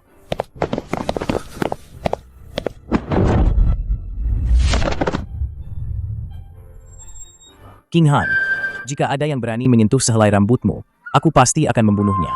Bahkan aku sendiri tidak akan pernah tega menyentuhmu sedikit pun. Xiao Jingyan, apakah kau benar-benar akan memperlakukanku seperti ini? Apakah di hatimu, aku hanyalah seorang penipu ulung? Ya, kau wanita jalan penuh kebohongan. Melihatmu, membuatku merasa sangat jijik. Bahkan jika aku mati di sini hari ini, kau tidak akan pernah menyesal? Jika kau mati, aku akan memberimu tikar usang dan membuangmu ke kuburan massal untuk dimakan anjing. Aku tidak akan pernah menyesal. Kakak King Han, apakah ini kekasih yang kau katakan akan kau selamatkan saat datang ke ibu kota? Qin Liangyu, kapan kau kembali ke ibu kota? Untuk apa kau kemari? Jika aku tidak datang, bukankah aku akan melihat yang mulia? Memainkan sandiwara membalas kebaikan dengan kejahatan ini. Sampai akhir. Yang mulia, aku dan kau sudah saling kenal sejak kecil. Aku tahu kau bukan orang yang tidak tahu berterima kasih. Tapi perbuatanmu hari ini sungguh keterlaluan. Kakak Qin, apa kau sudah gila karena sakit? Bagaimana bisa kau membela wanita desa seperti dia? Diam, kau pikir kau siapa? Tidak pantas memanggilku kakak. Orang lain mungkin tidak tahu. Apa yang kau lakukan selama 3 tahun ini? Tapi keluarga Qin ku tahu. Kau bahkan jarang keluar dari gerbang kediaman WMU. Dengan apa kau pergi ke Kingzhou menyelamatkan orang? Dengan mulutmu? Qin Liangyu, jangan sampai kau tertipu oleh wanita iblis ini. Dia hanya tahu sedikit ilmu pengobatan dasar, lalu membujukmu dengan kata-kata manis. Yang mulia, kau begitu keras kepala. Apa kau tahu gadis ini? Nona Qin, jangan bicara lagi.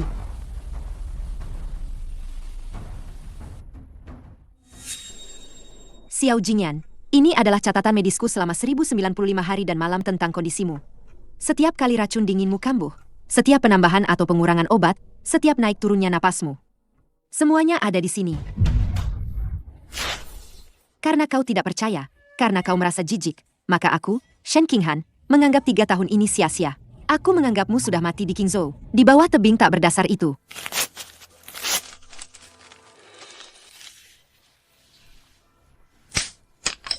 Mulai sekarang, kita putus hubungan. Hidup atau mati, kita takkan pernah bertemu lagi. Xiao Jingyan, suatu hari nanti, kau akan menjilat setiap tetes air mata darah yang kau tumpahkan hari ini. Ayo pergi.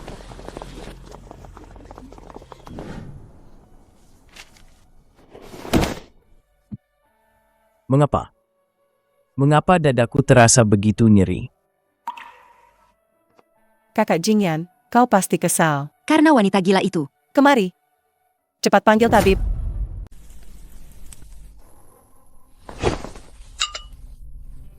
Kakak Jingyan, saatnya minum obat. Ini adalah sup penguat tubuh yang direbus oleh Akademi Medis Kerajaan selama 3 jam. Cepat minum selagi hangat. Terlalu pahit. Singkirkan. Yang Mulia bicara omong kosong apa? Obat pahit itu baik untuk penyakit. Mana ada obat yang tidak pahit di dunia ini? Yang Mulia tahan sebentar, minum sekali teguk saja, pasti akan membaik. Ziking sampai khawatir melihat Yang Mulia. Jingyan, Aku tahu kau paling tidak suka pahit. Saat aku turun gunung, aku sengaja menggunakan hasil sulamanku untuk ditukar dengan beberapa potong permen kacang pinus. Aku menambahkan ke dalam obatmu sedikit gula. Rasanya manis, sama sekali tidak pahit. Ayo, buka mulutmu. Letakkan saja. Aku tidak ingin meminumnya sekarang. kalau begitu, biarkan Ziking memijat kepala Yang Mulia. Yang Mulia terkena angin di timur kota hari ini, pasti sakit kepala Yang Mulia kambuh lagi. Pelan sedikit. Kepalaku hampir kau remas hancur. Mohon maafkan hamba, Yang Mulia. Tapi tabib tua dari Akademi Medis Kerajaan berkata, titik akupunktur ini memang harus dipijat kuat agar meridiannya lancar. Ziking juga melakukannya demi kebaikan Yang Mulia. Mengapa Yang Mulia tidak menghargainya, Jingyan? Teknik pijat kuat yang digunakan banyak tabib itu tidak cocok untukmu. Ada gumpalan darah di otakmu. Kau harus menggunakan teknik pijat otot unik ini. Dengan kekuatan hanya 2/10, pijat perlahan. Barulah sakit kepalamu bisa benar-benar mereda. Bagaimana? Apakah lebih nyaman? Tidak perlu dipijat. Dupa apa yang dibakar di ruangan ini? Mengapa begitu menyengat? Yang Mulia, ini adalah dupa ambergris dari wilayah barat yang secara khusus diberikan oleh Bibi. Ini sangat menenangkan dan membantu tidur. Ziking sengaja menyuruh orang menaruh 2 potong lagi. Aromanya kuat, agar istana timur kita terlihat mulia dan megah. Jingyan, kau sudah lama sakit dan lemah. Tenggorokanmu sangat rapuh. Jangan sekali-kali mencium rempah-rempah mahal yang kuat itu. Meskipun kulit jeruk dan mugwort ini murah, tapi bisa mengusir nyamuk dan menenangkan pikiran. Sangat cocok untukmu memulihkan diri.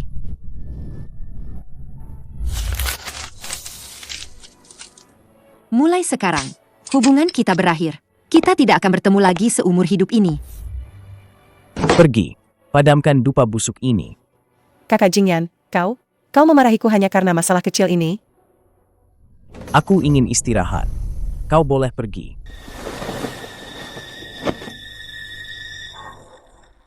Wanita desa sialan itu, meskipun dia sudah pergi, dia masih bisa memikat hati Yang Mulia. Bibi, kau harus membela Ziking. Kakak Jingyan, dia demi wanita jalang itu. Tidak hanya memarahiku di depan umum, tapi juga mendorongku, menyuruhku keluar dari kamar tidur. Apa katamu, wanita desa sialan yang tak mau pergi itu akhirnya tetap datang ke ibu kota? Tentu saja. Jalang itu membuat keributan besar di timur kota. Meskipun kakak Jingyan memarahinya di depan umum, tapi begitu kembali ke istana, dia seperti kehilangan jiwanya. Bahkan parfum naga yang diberikan Bibi pun dia tolak. Pikirannya hanya dipenuhi dengan cara jalang itu meracik obat dan memijat. Bodoh. Aku awalnya berpikir, karena surga berbelas kasih, aku membiarkan jalang itu hidup. Tak disangka, dia berani datang ke hadapan kaisar untuk membuat masalah. Dia pantas mati. Bibi, kakak Jingyan sepertinya akan mengingat sesuatu. Jika dia sampai mengingat jalang itu, tidak mungkin.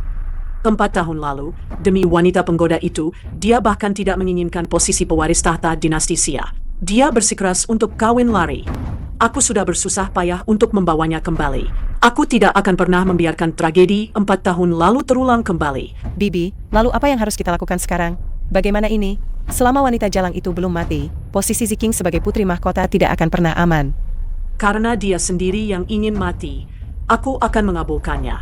Ziking, serahkan masalah ini padamu. Tapi Bibi, wanita jalang itu sekarang bersembunyi di sudut ibu kota mana?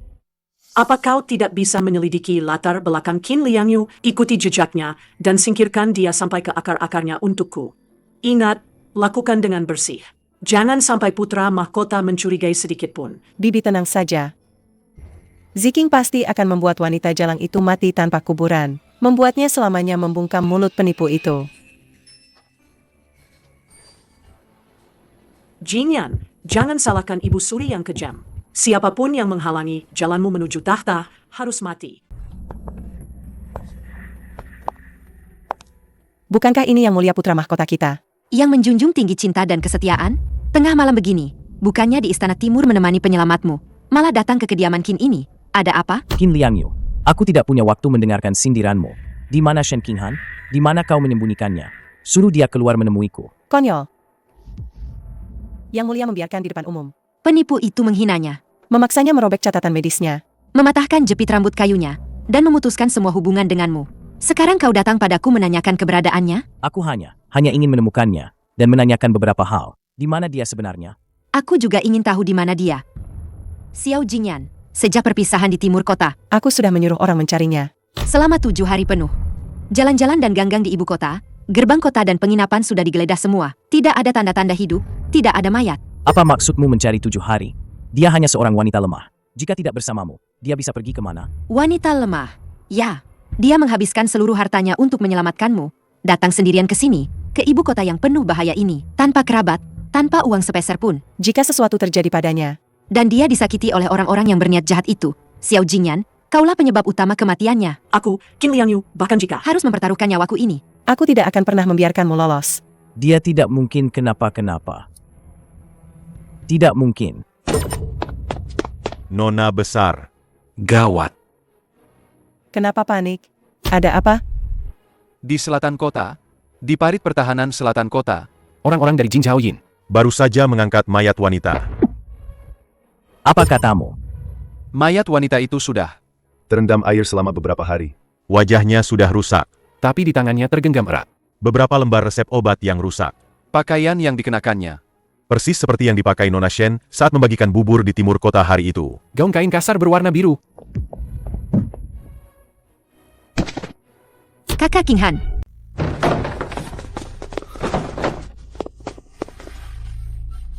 Hamba memberi hormat, Yang Mulia Putra Mahkota. Minggir. Di mana mayatnya?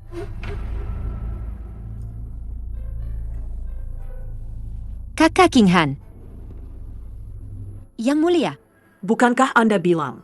dia wanita gila. Yang serakah harta, bukankah Anda bilang? Merasa jijik setiap melihatnya? Pergi sana. Pergi singkap kain putih itu. Lihat sendiri. Apakah ini penipu yang selalu kau pikirkan? Tidak. Ini tidak mungkin. Bagaimana dia bisa mati semudah itu? Ini palsu. Kenapa? Yang Mulia takut? Saat kau menamparnya di jalanan, dan berkata jika dia mati, Kau akan memberinya tikar usang. Dan membuangnya ke kuburan massal untuk dimakan anjing. bukankah kau sangat berwibawa? Kenapa sekarang kau tidak berani melihat? Aku tidak percaya. Qin Liangyu. Pergi. Pergi dan lihat baik-baik untukku. Yang terbaring di sana sama sekali bukan dia. Baiklah. Xiao Jingyan, Kau bisa menipu dirimu sendiri seumur hidup. Ah,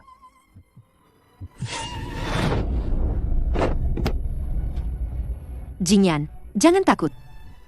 Aku akan melindungimu. Qinghan. Jika ada yang berani menyentuh sehelai rambutmu dalam hidup ini, aku pasti akan membunuhnya. Bahkan aku sendiri tidak akan tega menyentuhmu sedikit pun. Dasar wanita jalang penuh kebohongan. Aku melihatmu. Aku merasa sangat jijik. Qinghan. Aku ingat. Aku ingat semuanya. Qinghan, aku ini binatang. Aku sendiri yang memaksanya mati. Istriku yang sah. Qinghan, aku salah.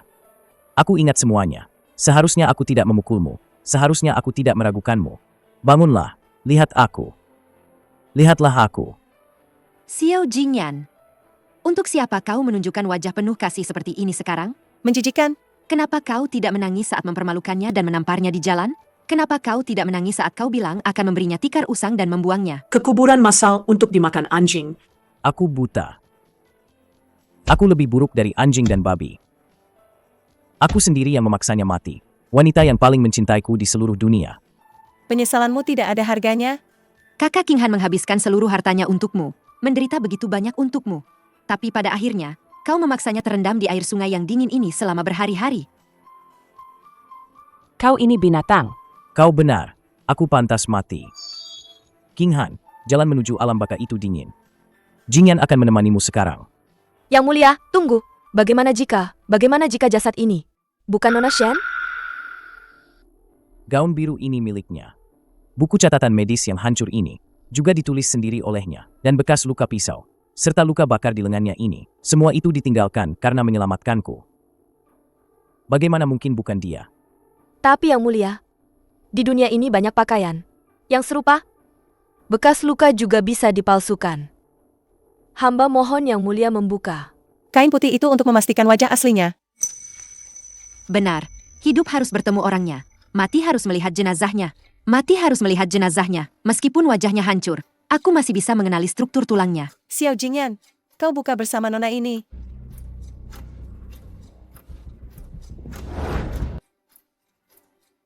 Tidak benar.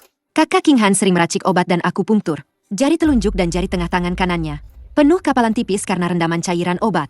Jari-jari jasad ini kasar dan pendek. Jelas milik seorang wanita yang terbiasa melakukan pekerjaan kasar. Lagi pula, kakak King Han bertubuh ramping dan mungil. Jasad ini memiliki kerangka tulang yang besar. Ini sama sekali bukan dia. Bukan dia.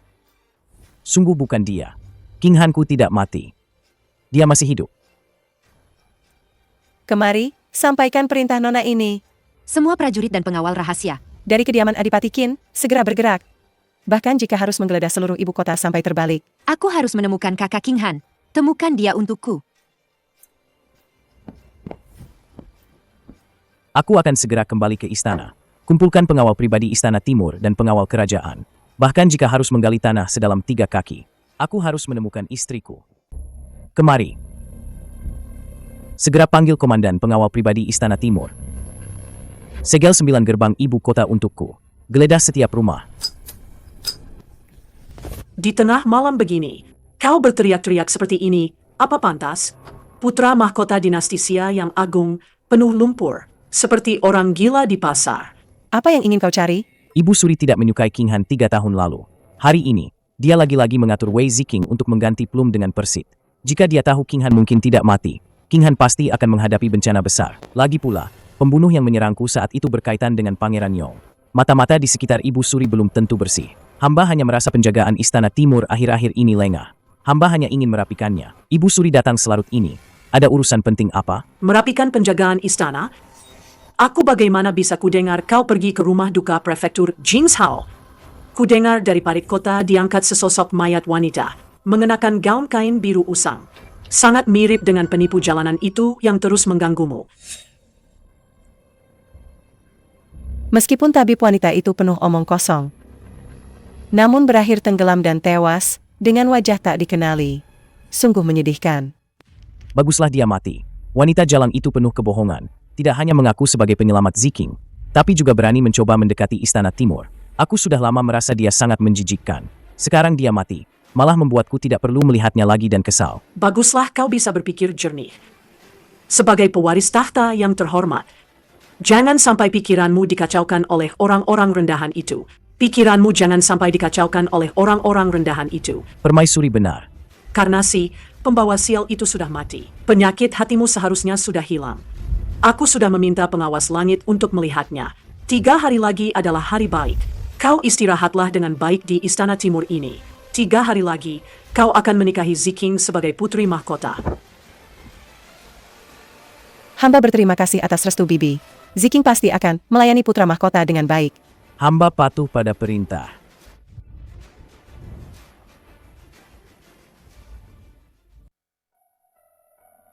Yang Mulia Ibu Suri. Hamba menghormat, Ibu Suri. Anak baik, cepat berbaring. Kau masih terluka. Jangan bergerak sembarangan. Dengan status hamba yang rendah ini, mati di parit kota, itulah takdir terbaik. Anak bodoh, omong kosong apa yang kau katakan?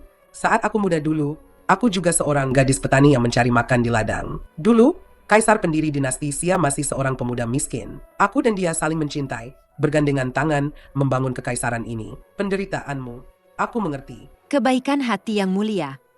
Hamba tidak sanggup menerimanya. Aku menyelamatkanmu, sebenarnya juga menyelamatkan Jingyan.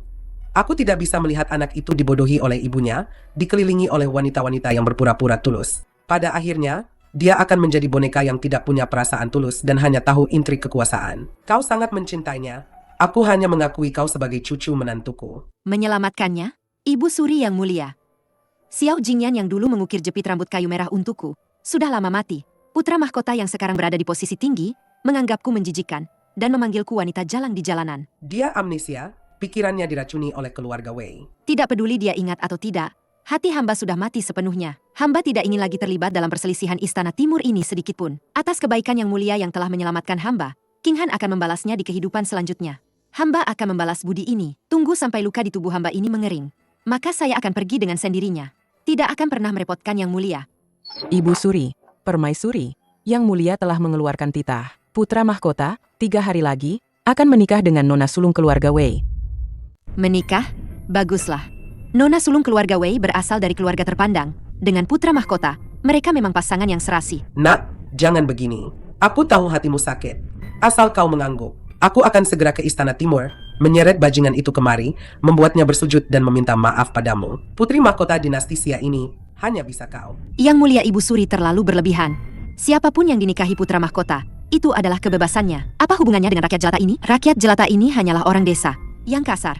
Tidak pantas untuk Istana Timur yang megah ini. Kau ini, nak, terlalu keras kepala. Jelas hatimu berdarah kesakitan, tapi kau tidak mau mengucapkan sepatah kata pun yang lembut. Yang Mulia, rakyat jelata ini lelah.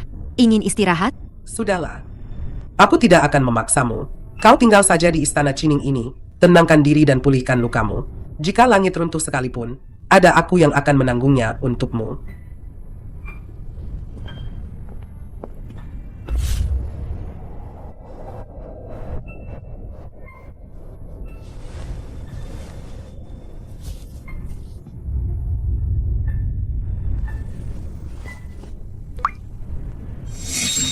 Kenapa kau memaksakan diri? Tanganmu sampai terluka. Ini kuukir sendiri. King Han, setelah aku membawamu kembali ke ibu kota, dan kau bertemu orang tuaku, aku pasti akan menikahimu dengan 8 tandu besar, dan 10 mil hiasan merah. Jepit rambut ini adalah tanda cintaku padamu. Jika kau memakainya, seumur hidupmu, kau hanya bisa menjadi istriku, istri Xiao Jingyan.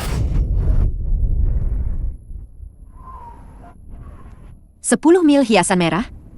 Tanda cinta? Xiao Jingyan, sumpahmu itu hanyalah lelucon besar. Xiao Jingyan, kau mempermalukanku di jalanan, memukulku, menginjak-injak ketulusanku. Semua itu bisa kuanggap karena kau amnesia dan termakan hasutan. Tapi jika kau benar-benar demi kekuasaan, menikahi Wei Ziking 3 hari lagi, aku, Shen King Han, bersumpah di sini. Seumur hidup ini, bahkan jika aku hancur lebur, aku tidak akan pernah memaafkanmu. Tapi sebelum itu, aku harus mencari tahu siapa pemilik lencana perunggu ini. Siapa sebenarnya yang mengendalikan semua ini dari belakang dan menyebabkan kita berdua seperti ini. Nona Qin. Seluruh kota selatan sudah digeledah. Bahkan rumah duka dan kuil bobrok di luar kota. Sudah diperiksa. Sama sekali tidak ada jejak sedikit pun. Wanita berbaju hijau itu. Jika hidup harus terlihat orangnya, jika mati harus terlihat mayatnya. Bahkan jika harus menggali tanah sedalam 3 kaki. Kita harus menemukan orang itu. Terus cari. Baik. Yang Mulia, hamba sudah mengirim orang untuk menyelidiki secara diam-diam. Semua klinik dan penginapan di ibu kota masih belum menemukan apa-apa. Permaisuri memiliki banyak mata-mata di sana. Hamba dan yang lain tidak berani bertindak gegabah, khawatir akan mengejutkan Yang Mulia. Ibu Suri sama sekali tidak boleh dikejutkan. Mayatnya, jika tidak ada di parit kota, pasti masih di ibu kota. Tambahkan lebih banyak orang. Bahkan jika harus mengobrak-abrik seluruh ibu kota, aku harus menemukannya. Siap, Yang Mulia. Selain itu, selidiki satu hal. 3 tahun lalu, sebelum dan sesudah aku diserang, siapa di ibu kota yang berhubungan rahasia dengan Gubernur Kingshou? Zhao Ying? Aku ingat, pendukung Zhao Ying bukan hanya jenderal besar Kingshou. Di belakangnya, ada ikan yang lebih besar. Maksud Yang Mulia? Aku kehilangan ingatan selama 3 tahun. Beberapa orang mungkin mengira aku tidak akan pernah bangun lagi. Sekarang aku sudah bangun. Mereka juga harus membayar harganya. Pergilah. Pastikan sangat rahasia. Hamba mengerti. Ada apa di luar? Tempelkan karakter 11, itu dengan benar. Nona ini adalah pernikahan besar aku dengan putra mahkota. Siapapun yang berani membuat kesalahan sedikit pun, kalian akan tahu akibatnya. Baik, Nona besar. Nona besar. Silakan minum teh. Mata anjingmu buta. Ini adalah sutra awan mengalir pemberian bibi. Kau budak rendahan yang sudah tua dan tak berguna, berani-beraninya mengotori pakaian Nona ini. Nona besar, ampuni hamba. Hamba pantas mati. Tangan hamba ceroboh. Jika tanganmu ceroboh, untuk apa mempertahankan tangan tua ini? Kemari. Seret anjing tua ini keluar. Potong tangan kotornya. Hentikan. Kakak Jingyan, akhirnya kau keluar juga. Pelayan tua ini, karena sudah lama di Istana Timur, sengaja menyiramku dengan air panas. Aku hanya memberinya sedikit pelajaran, juga ingin membantumu merapikan aturan di Istana Timur ini. Aku melakukan ini untuk menegakkan wibawa. Menegakkan wibawa? Orang-orang di Istana Timur, bukan giliranmu untuk menegakkan wibawa. Kakak Jingyan, kenapa kau begitu galak? Aku hanya ingin mengenal aturan Istana Timur lebih awal, agar saat pernikahan 3 hari lagi. Pergi.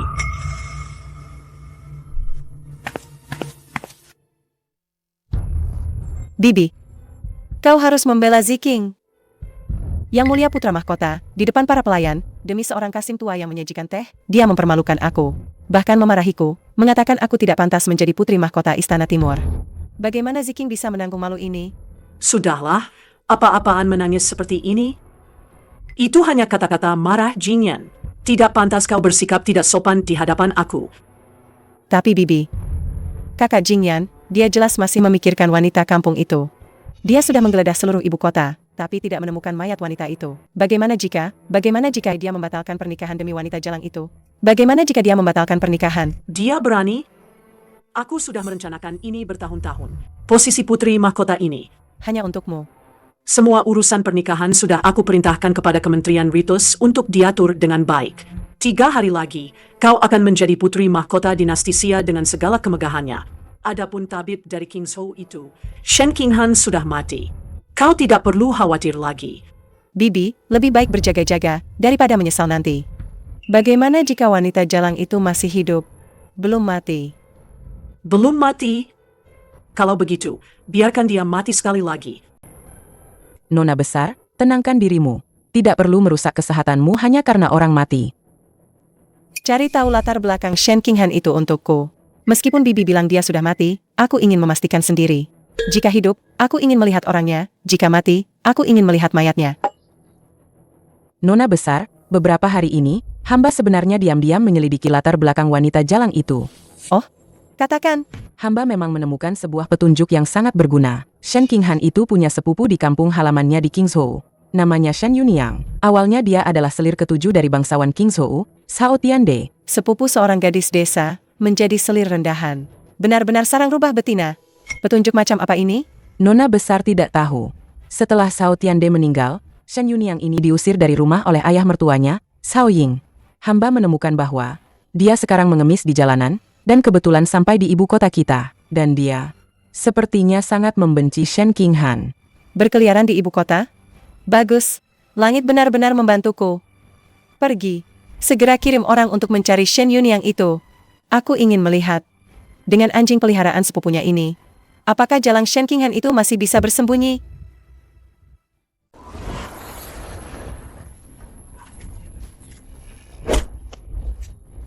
Dua pengemis bau yang entah dari mana asalnya, berani merebut wilayah kakek. Pukul mereka. Pukul sampai mati. Jangan pukul. Yunyang. Yunyangku. Minggir. Ini milikku. Hentikan semuanya. Usir semua pengemis ini dengan tongkat.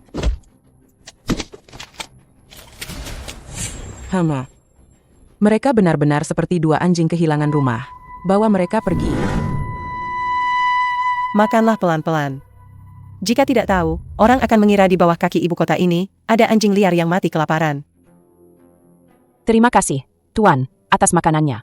Terima kasih, Tuan telah menyelamatkan nyawa kami. Bolehkah saya bertanya, Nona ini? Mengapa Anda menyelamatkan kami berdua, ibu dan anak?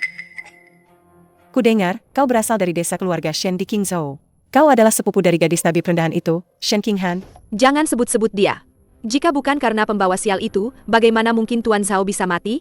Dan bagaimana mungkin aku diusir dari keluarga Zhao? Sampai jatuh ke keadaan seperti ini. Wanita jalang itu telah membunuh suamiku. Aku ingin sekali menguliti dan mencabut urat nadinya. Benar, wanita jalang itu memang pembawa sial. Tidak hanya menyebabkan kematian mertuaku, tapi juga membuat seluruh keluarga kami menderita. Nona terhormat. Jika Anda juga punya dendam pada wanita jalang itu, kita senasib sepenanggungan. Bagus. Musuh dari musuhku adalah temanku. Selama kalian cukup kejam, Nona ini akan memberi kalian kesempatan untuk membalas dendam hari ini. Selama bisa menyingkirkan Shen Qinghan, aku, Shen Yunyang, bersedia menjadi budak Nona. Mulai hari ini, Kalian berdua, ibu dan anak, harus patuh mengikuti rencanaku. Setelah berhasil, aku tidak hanya akan membuat Shen Qinghan mati, tanpa kuburan, tapi juga menjamin sisa hidup kalian berlimpah harta, hidup makmur. Cari, terus cari dia. Bahkan jika harus menggali tanah sedalam 3 kaki, aku harus menemukan King Han. Jika tidak ditemukan, kalian semua bawa kepala kalian ke hadapanku.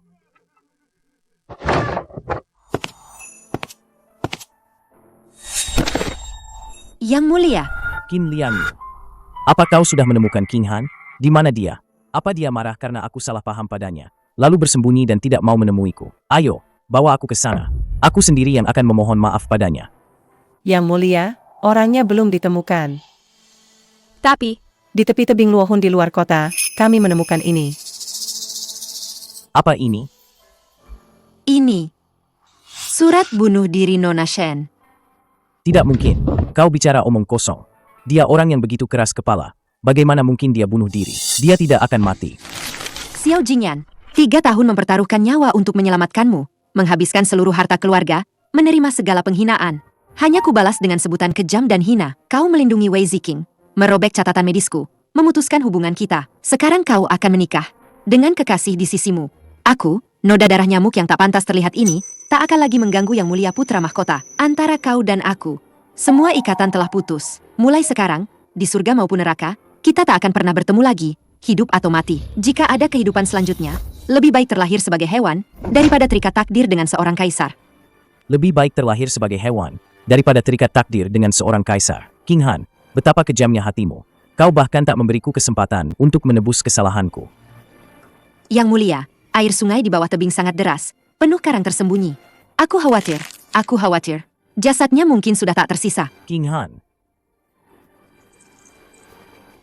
Yang Mulia, cepat panggil tabib. Putra Mahkota muntah darah dan pingsan.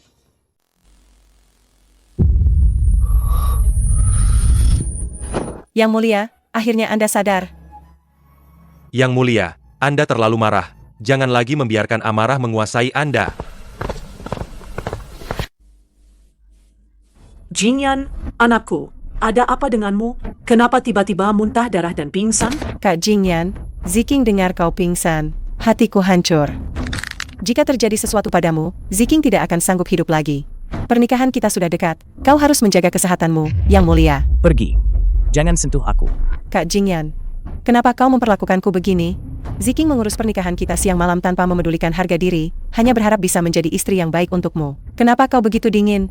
Aku bilang pergi. Jika bukan karena kau membohongiku, bagaimana mungkin King Han terpaksa melompat dari tebing? Jingyan, Ziking adalah calon putri mahkotamu. Bagaimana bisa kau menghinanya seperti ini demi seorang tabib rendahan? Bibi, jangan salahkan Kak Jingyan. Ziking tidak apa-apa jika sedikit menderita. Kak Jingyan, jangan marah lagi. Sebenarnya Ziking tahu kau masih memikirkan Nona Shen itu. Ziking sengaja bersusah payah mencarikan keberadaannya untukmu. Apa katamu? Kabar King Han? Di mana dia? Cepat katakan. Kakak Jingyan, jangan terburu-buru. Ziking sengaja membawa orang yang tahu ke sini. Kalian berdua, cepat masuk. hamba Shen Yunyang menghadap Putra Mahkota. Yang Mulia, menghadap Yang Mulia. Menghadap Yang Mulia. Bicara. Di mana King Han? Di mana sebenarnya dia? Melapor Yang Mulia. Anda tidak perlu mencarinya lagi. Kakak sepupu hamba. Dia sudah meninggal. Kurang ajar. Kau berani membohongi aku. Yang Mulia, hamba tidak berbohong. Beberapa hari yang lalu, kami baru saja mengadakan pemakamannya di desa keluarga Shen, Kingzhou. Benar, Yang Mulia. Di makam kosong itu, hamba sendiri yang menaburkan tanah. Kertas sembahyang yang dibakar sudah berkeranjang-keranjang. Kakak sepupu pernah bilang sebelum dia meninggal, dia tahu statusnya rendah, tidak pantas untuk Yang Mulia. Dia hanya ingin mati untuk mengakhiri semuanya. Tidak akan menghalangi pernikahan Yang Mulia. Yang Mulia, lupakan saja dia. Kakak Jingyan, kau juga dengar sendiri. Shen Qinghan itu memang tidak beruntung. Kematiannya adalah akibat perbuatannya sendiri. Jangan lagi terobsesi padanya. Lebih baik persiapkan pernikahan kita. Meninggal. Bahkan pemakamannya sudah dilakukan. King Han. Kakak Jingyan, tabib, cepat selamatkan Putra Mahkota. Jika terjadi sesuatu pada Putra Mahkota, aku akan meminta seluruh keluarga kalian dikubur bersamanya. Yang Mulia Permaisuri, Yang Mulia ini sangat berduka hingga hatinya mati. Jika terus menolak makan dan minum, aku khawatir nyawanya bisa terancam. tidak berguna. Bahkan penyakit pun tidak bisa diobati. Untuk apa aku memelihara kalian? Jingyan, ibu mohon padamu, minumlah sup ini, ya?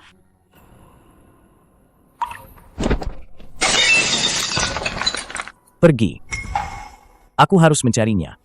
Jingyan, berhenti. Kau adalah putra mahkota dinasti Xia, pewaris tahta di masa depan. Demi seorang wanita rendahan, seorang yang sudah mati. Kau merendahkan dirimu sendiri seperti ini? Apa kau tidak malu pada leluhurmu? Ibu Suri, kaulah yang memberitahuku bahwa Wei Ziking lah yang di King's Hou menyelamatkan nyawaku. Dan kaulah juga yang mengatur dia untuk menyamar sebagai King Han dan masuk ke istana. Jingyan, kau... Ibu Suri tidak perlu khawatir. Putramu tidak akan bunuh diri. Putramu akan hidup dengan baik. Hidup untuk membalaskan dendam berdarah ini demi King Han. Aku akan membuat mereka yang menyakitinya membayar dengan darah. Yuniang, kali ini kita benar-benar kaya raya. Tapi entah kenapa hatiku tidak tenang. Menurutmu, apa putra mahkota benar-benar percaya gadis sialan itu sudah mati? Percaya atau tidak, apa bedanya? Bagaimanapun, surat terakhir wanita jalang itu dan makam kosong yang jelek itu, semuanya aku yang mengurusnya. Sekarang tidak ada bukti yang tersisa. Kita sudah dapat uang hadiahnya, mari kita pergi jauh-jauh. Siapa yang bisa menangkap kita kembali?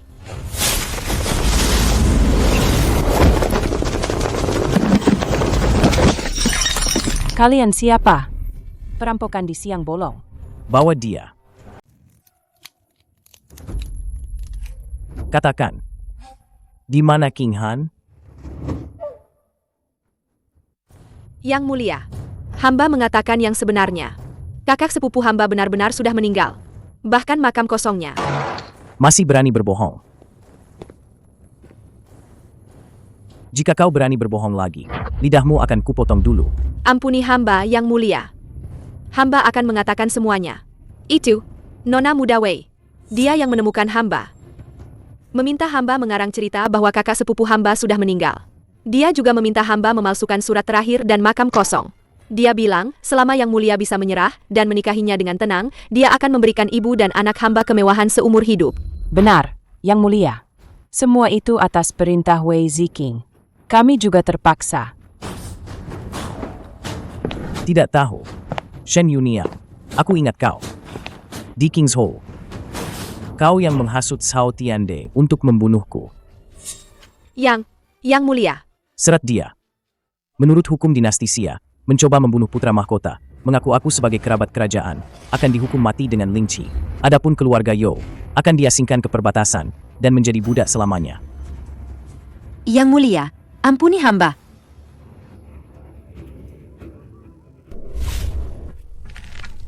Shen Yuniang juga tidak tahu keberadaan King Han. Itu berarti, dia kemungkinan besar masih hidup.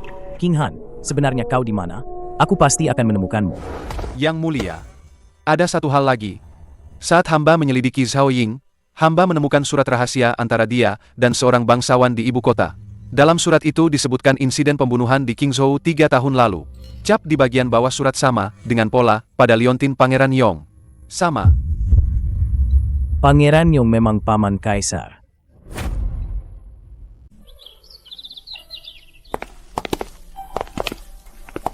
Nak, Wajahmu. terlihat jauh lebih baik beberapa hari ini. Apakah tubuhmu sudah pulih sepenuhnya? Terima kasih atas perhatian Ibu Suri. Hamba sudah tidak apa-apa. Ibu Suri, plat tembaga ini adalah yang dijatuhkan oleh pembunuh 3 tahun lalu.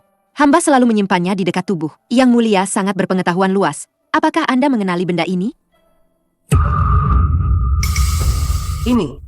Ini adalah lencana Pangeran Yong. Pangeran Yong? Pangeran Yong, Xiao Ruojin, adalah putra bungsu kaisar sebelumnya, adik kandung kaisar saat ini. Orang ini selalu ambisius. 3 tahun lalu, dia pernah menggunakan alasan putra mahkota tidak bermoral untuk menghubungi para pejabat istana dan mengajukan petisi untuk mengganti pewaris tahta. Setelah ditolak keras oleh kaisar, dia terus berpura-pura sakit dan tidak keluar. Gadis kecil.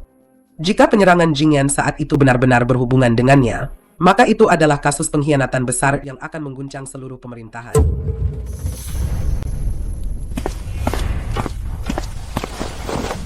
Yang mulia, ini adalah surat-surat yang ditemukan secara rahasia dari kediaman Zhao Ying. Semua korespondensi terjadi 3 tahun lalu, sekitar waktu penyerangan Anda di Qingzhou. Dalam surat-surat itu, Zhao Ying melaporkan secara rinci kepada Pangeran Yong tentang pertahanan Qingzhou. dan dengan jelas menyebutkan bahwa mangsa sudah masuk perangkap. Sungguh, Paman Kaisar, yang baik, yang berpura-pura sakit dan tidak keluar. Ternyata dia tidak hanya membentuk faksi dan mencari keuntungan pribadi di istana, tetapi juga diam-diam menarik dukungan. Jenderal Besar Liu dari King's Hall dan Gubernur Zhao Ying dari King's Hall telah merajut jaring sebesar ini. Rute rahasia yang aku ambil saat pergi ke selatan 4 tahun lalu telah dijual kepada mereka oleh tikus-tikus besar ini. Terus selidiki. Aku ingin menggali semua jaringan rahasia mereka dan mendapatkan bukti kuat pemberontakan Pangeran Yong. Aku pasti akan mencabik-cabik para pemberontak dan pengkhianat ini.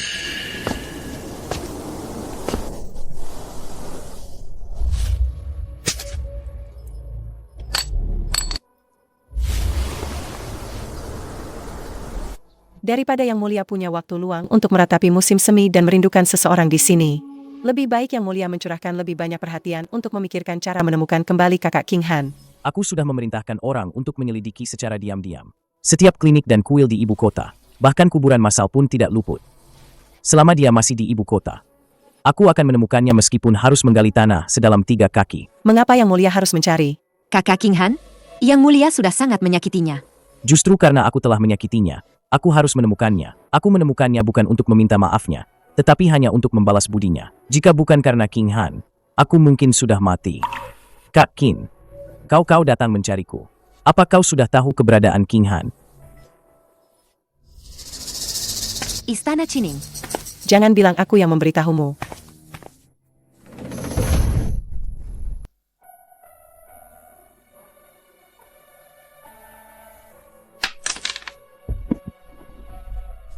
King Han, aku datang untuk meminta maaf padamu.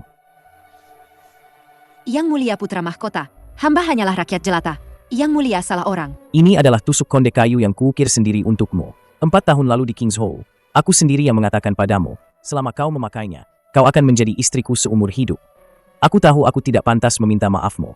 Setelah aku kehilangan ingatan, aku benar-benar brengsek, memukul dan menghinamu di jalanan, menginjak-injak ketulusan hatimu dengan kejam. King Han, kau boleh memukulku, memarahiku. Aku hanya memohon padamu, jangan berpura-pura tidak mengenalku. Xiao Jingyan, kau menganggapku apa? Kau bilang lupa, lalu lupa. Membiarkanku diinjak-injak, kau bilang ingat, lalu ingat. Datang merengek-rengek, kau bilang akan menikahi orang lain. Seluruh kota dipenuhi kain sutra merah. Aku, Shen King Han, di matamu, sebenarnya dianggap apa? Dasar bajingan. Akhirnya kau menemukan tempat yang tepat. Nenek Suri, cucumu ingin meminta sesuatu padamu. Katakan. Mohon Nenek Suri mengeluarkan titah untuk menikahkan cucumu dengan King Han. Menikah? Lalu bagaimana dengan pertunanganmu dengan keluarga Wei yang diatur ibumu? Cucumu akan mengurusnya dengan baik. Seumur hidup ini, cucumu hanya mengakui Shen King Han sebagai satu-satunya istri. Jika melanggar sumpah ini, biarlah petir menyambar tulangku.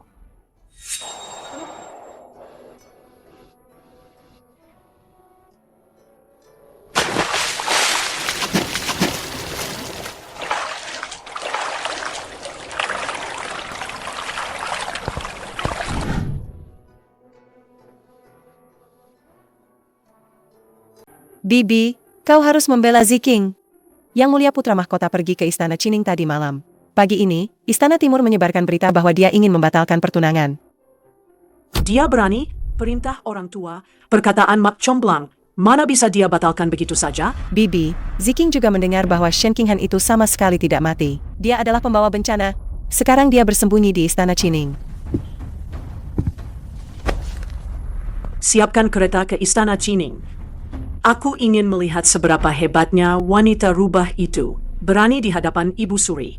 Berani membuat kekacauan di bawah hidungku. Benar saja, kau jalang. Ibu Suri, wanita ini sangat licik. Dia berulang kali mengganggu putra mahkota, berusaha mendekati Istana Timur. Hamba mohon, Ibu Suri, jangan tertipu olehnya. Segera usir pelayan rendahan ini dari istana. Permaisuri, aku bertanya padamu. 3 tahun lalu, Jing yang diserang, hampir kehilangan nyawanya. Pelaku di balik itu, apakah kau pernah menyelidikinya dengan sungguh-sungguh? Aku bertanya lagi padamu. Selama 3 tahun ini, Shen King Han telah menghabiskan seluruh hartanya, merawat Jing Yan dengan penuh pengorbanan. Kau pernah bertanya, Apakah kau pernah bertanya sedikit pun? Aku sudah memutuskan untuk menikahkan Jingyan dan King Han. Ibu Suri, pertunangan Ziking dengan Yang Mulia telah ditetapkan sendiri oleh permaisuri. Bagaimana bisa dibatalkan begitu saja? Wanita desa yang bau lumpur ini hanya mengincar kekayaan Istana Timur. Dia bahkan tidak bisa membaca beberapa huruf. Kualifikasi apa yang dia miliki untuk menjadi putri mahkota dinasti Xia? Kualifikasi? Ini adalah catatan medis yang kutulis untuk Yang Mulia selama 3 tahun ini. Nona Wei, kau bilang kau merawatnya tanpa henti di Qingzhou. Merawat Yang Mulia selama 3 tahun? Kalau begitu, berani aku bertanya padamu. Saat racun dingin Yang Mulia kambuh di tahun pertama, obat herbal apa yang kau gunakan? Saat lukanya bernanah dan membusuk di tahun kedua, salep apa yang kau oleskan? Aku tentu saja menggunakan. Kau bahkan tidak bisa membedakan obat herbal dan rumput liar. Dengan apa kau menyelamatkan orang? Dengan semua kebohonganmu ini? Bibi, dia bohong. Catatan medis itu dia curi dariku. Kurang ajar. Kau wanita desa, berani-beraninya di depan Ibu Suri memalsukan catatan medis dan menyebarkan kebohongan. Pengawal, seret pelayan rendahan ini keluar dan pukuli sampai mati. Kaisar tiba.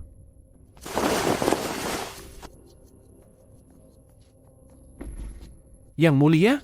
Tubuh mulia Anda tidak kuat lagi. Pejabat Zhang dari Akademi Medis Kerajaan berkata, Anda sama sekali tidak boleh turun dari ranjang hari ini. Kalau tidak, Diam. Putraku akan menikah. Aku sebagai ayahnya, mana bisa berbaring di ranjang berpura-pura mati? Aku berutang banyak pada Jingyan. Ini adalah pertemuan terakhir.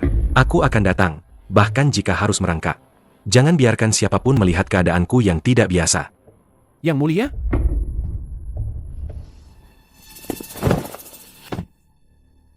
Yang Mulia, ini jelas. Tanda-tanda sekarat. Aku dengar, Istana Qining sangat ramai hari ini. Permaisuri, kau membawa putri keluarga Wei untuk menekan Ibu Suri. Sungguh wibawa yang besar. Hamba tidak berani. Kau adalah tabib wanita yang di Qingzhou menjaga putra mahkota selama 3 tahun? Angkat kepalamu, biarkan aku melihatnya. Ternyata sepasang mata yang bersih. Menghadapi aku dan permaisuri, kau bisa tetap tenang bahkan saat Gunung Tai runtuh. Keberanian ini jauh lebih kuat daripada putri-putri bangsawan yang hanya mementingkan penampilan. Ibu Suri, aku dengar Anda ingin menjodohkannya? Benar. Gadis ini memiliki cinta yang mendalam dan kesetiaan yang tulus kepada Jingyan. Dia rela menderita siksaan tak manusiawi hanya untuk melindungi Jingyan. Aku mengakui dia sebagai cucu menantuku. Jingyan, bagaimana menurutmu? Hamba di kehidupan ini hanya akan menikahi Shen Qinghan seorang. Jika tidak bisa menikahinya sebagai istri, hamba lebih baik tidak menjadi putra mahkota ini. Mohon ayahanda kaisar mengabulkan.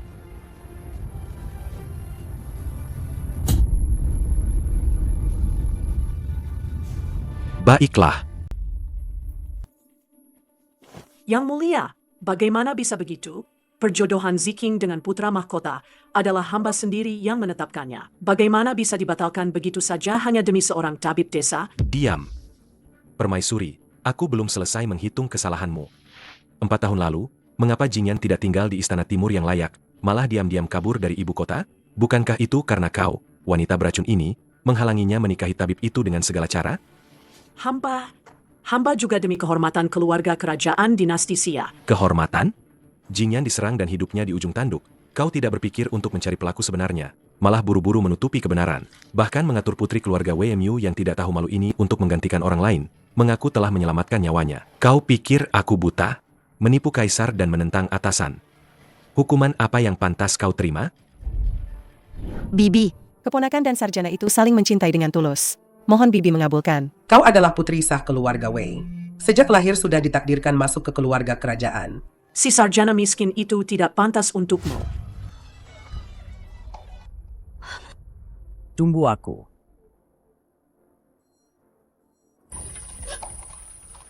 Yang Mulia menyebut hamba wanita beracun. Tapi saat hamba masih muda, hamba juga pernah untuk seorang pria mempertaruhkan segalanya. Istana yang dalam ini mengajarkan hamba. Cinta yang tidak sepadan statusnya hanya akan mencelakai diri sendiri dan orang lain. Hamba menghalangi dengan segala cara pernikahan Jingyan dengan tabib wanita itu, bukan karena ingin kekuasaan. Hamba hanya tidak ingin dia mengikuti jalan hamba yang dulu. Tidak ingin suatu hari nanti, dia juga berlutut di balai ini. Karena hubungan yang memang ditakdirkan, hancur hingga hatinya remuk. Wei Ziking mengaku-ngaku mendapat anugerah kerajaan, menipu Ibu Suri dan aku, seharusnya langsung dihukum mati. Tapi mengingat Adipati Wei yang setia turun-temurun, dan pernah menumpahkan darah untuk dinasti Xia. Aku akan memberi keringanan.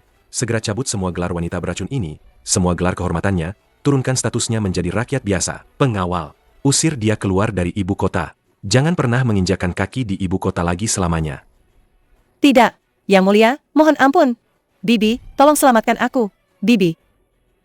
Sedangkan kau, Permaisuri Wei, gagal mendidik anakmu, bersekongkol demi kepentingan pribadi penuh dengan niat jahat dan kekejaman.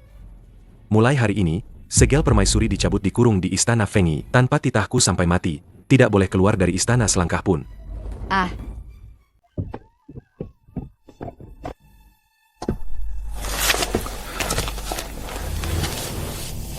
Ayahanda, kasus percobaan pembunuhan terhadap hamba telah terungkap.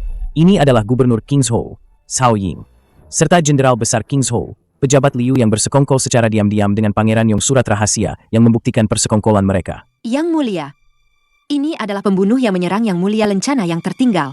Benar lencana yang biasa dipakai pasukan pengawal mati Pangeran Yong.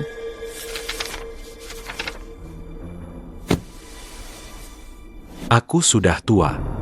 Tidak kuat lagi menghadapi semua pertumpahan darah dan intrik ini. Ayahanda, aku sudah muak mengurus semua kekacauan ini. Jingyan, serahkan sepenuhnya padamu untuk ditindaklanjuti. Ingat, jika pangeran melanggar hukum, hukumannya sama seperti rakyat jelata. Semoga Ibu Suri sehat selalu. Ibu Suri, tubuh hamba terasa lelah, hamba mohon diri kembali ke Aula Yangxin. KUH, Ayahanda Kaisar. King Han, Jujurlah padaku, apakah masih ada harapan untuk Kaisar? Yang Mulia Kaisar terlalu banyak bekerja, jantungnya rusak parah, penyakitnya sudah parah. Hamba tidak kompeten, tidak bisa berbuat apa-apa. Jingyan, ayahmu seolah tidak peduli apa-apa padahal dia menggunakan sisa hidupnya untuk membuka jalan bagimu. Jika kau menunggu sampai dia mangkat baru kau bertindak melawan Pangeran Yong, pasti akan dihalangi oleh para pangeran dan pejabat. Kau harus selalu siap. hamba mengerti. Harus bertindak lebih dulu sebelum Ayahanda Kaisar mangkat. Lu Yunting, dengarkan perintahku. Hamba. Sampaikan titahku. Panggil kembali Jin Yiwei dengan kekuatan penuh, segera tangkap mereka. Atas perintah Putra Mahkota, Gubernur Kingzhou Cao Ying dan Jenderal Besar Kingzhou, pejabat Liu bersekongkol dengan pemberontak. Hukum mati di tempat. Seluruh keluarga akan dimusnahkan.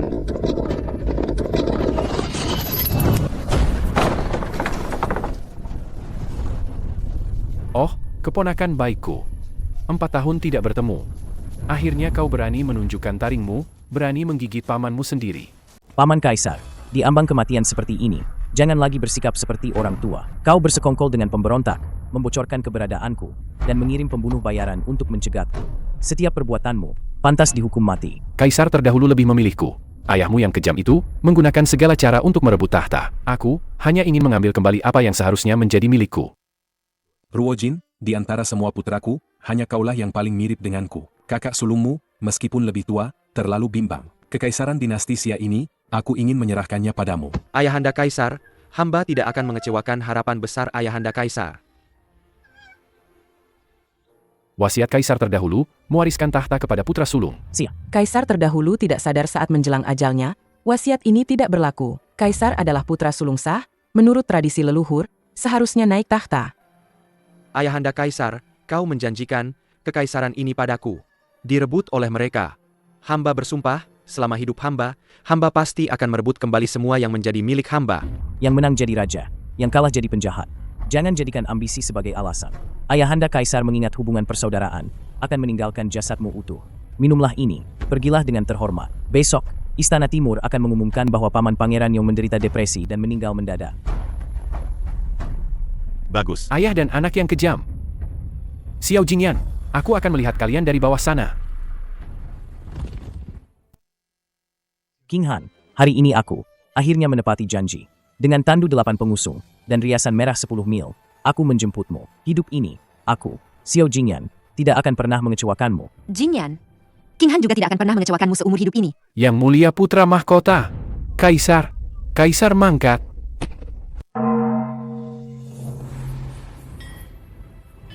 Semoga Kaisar hidup 1000 tahun, 1000 kali 1000 tahun. 1000 kali 1000 tahun. Semoga Yang Mulia Permaisuri hidup 1000 tahun. 1000 kali 1000 tahun. Aku perintahkan, mulai hari ini, tahun akan dinamakan Yongchang.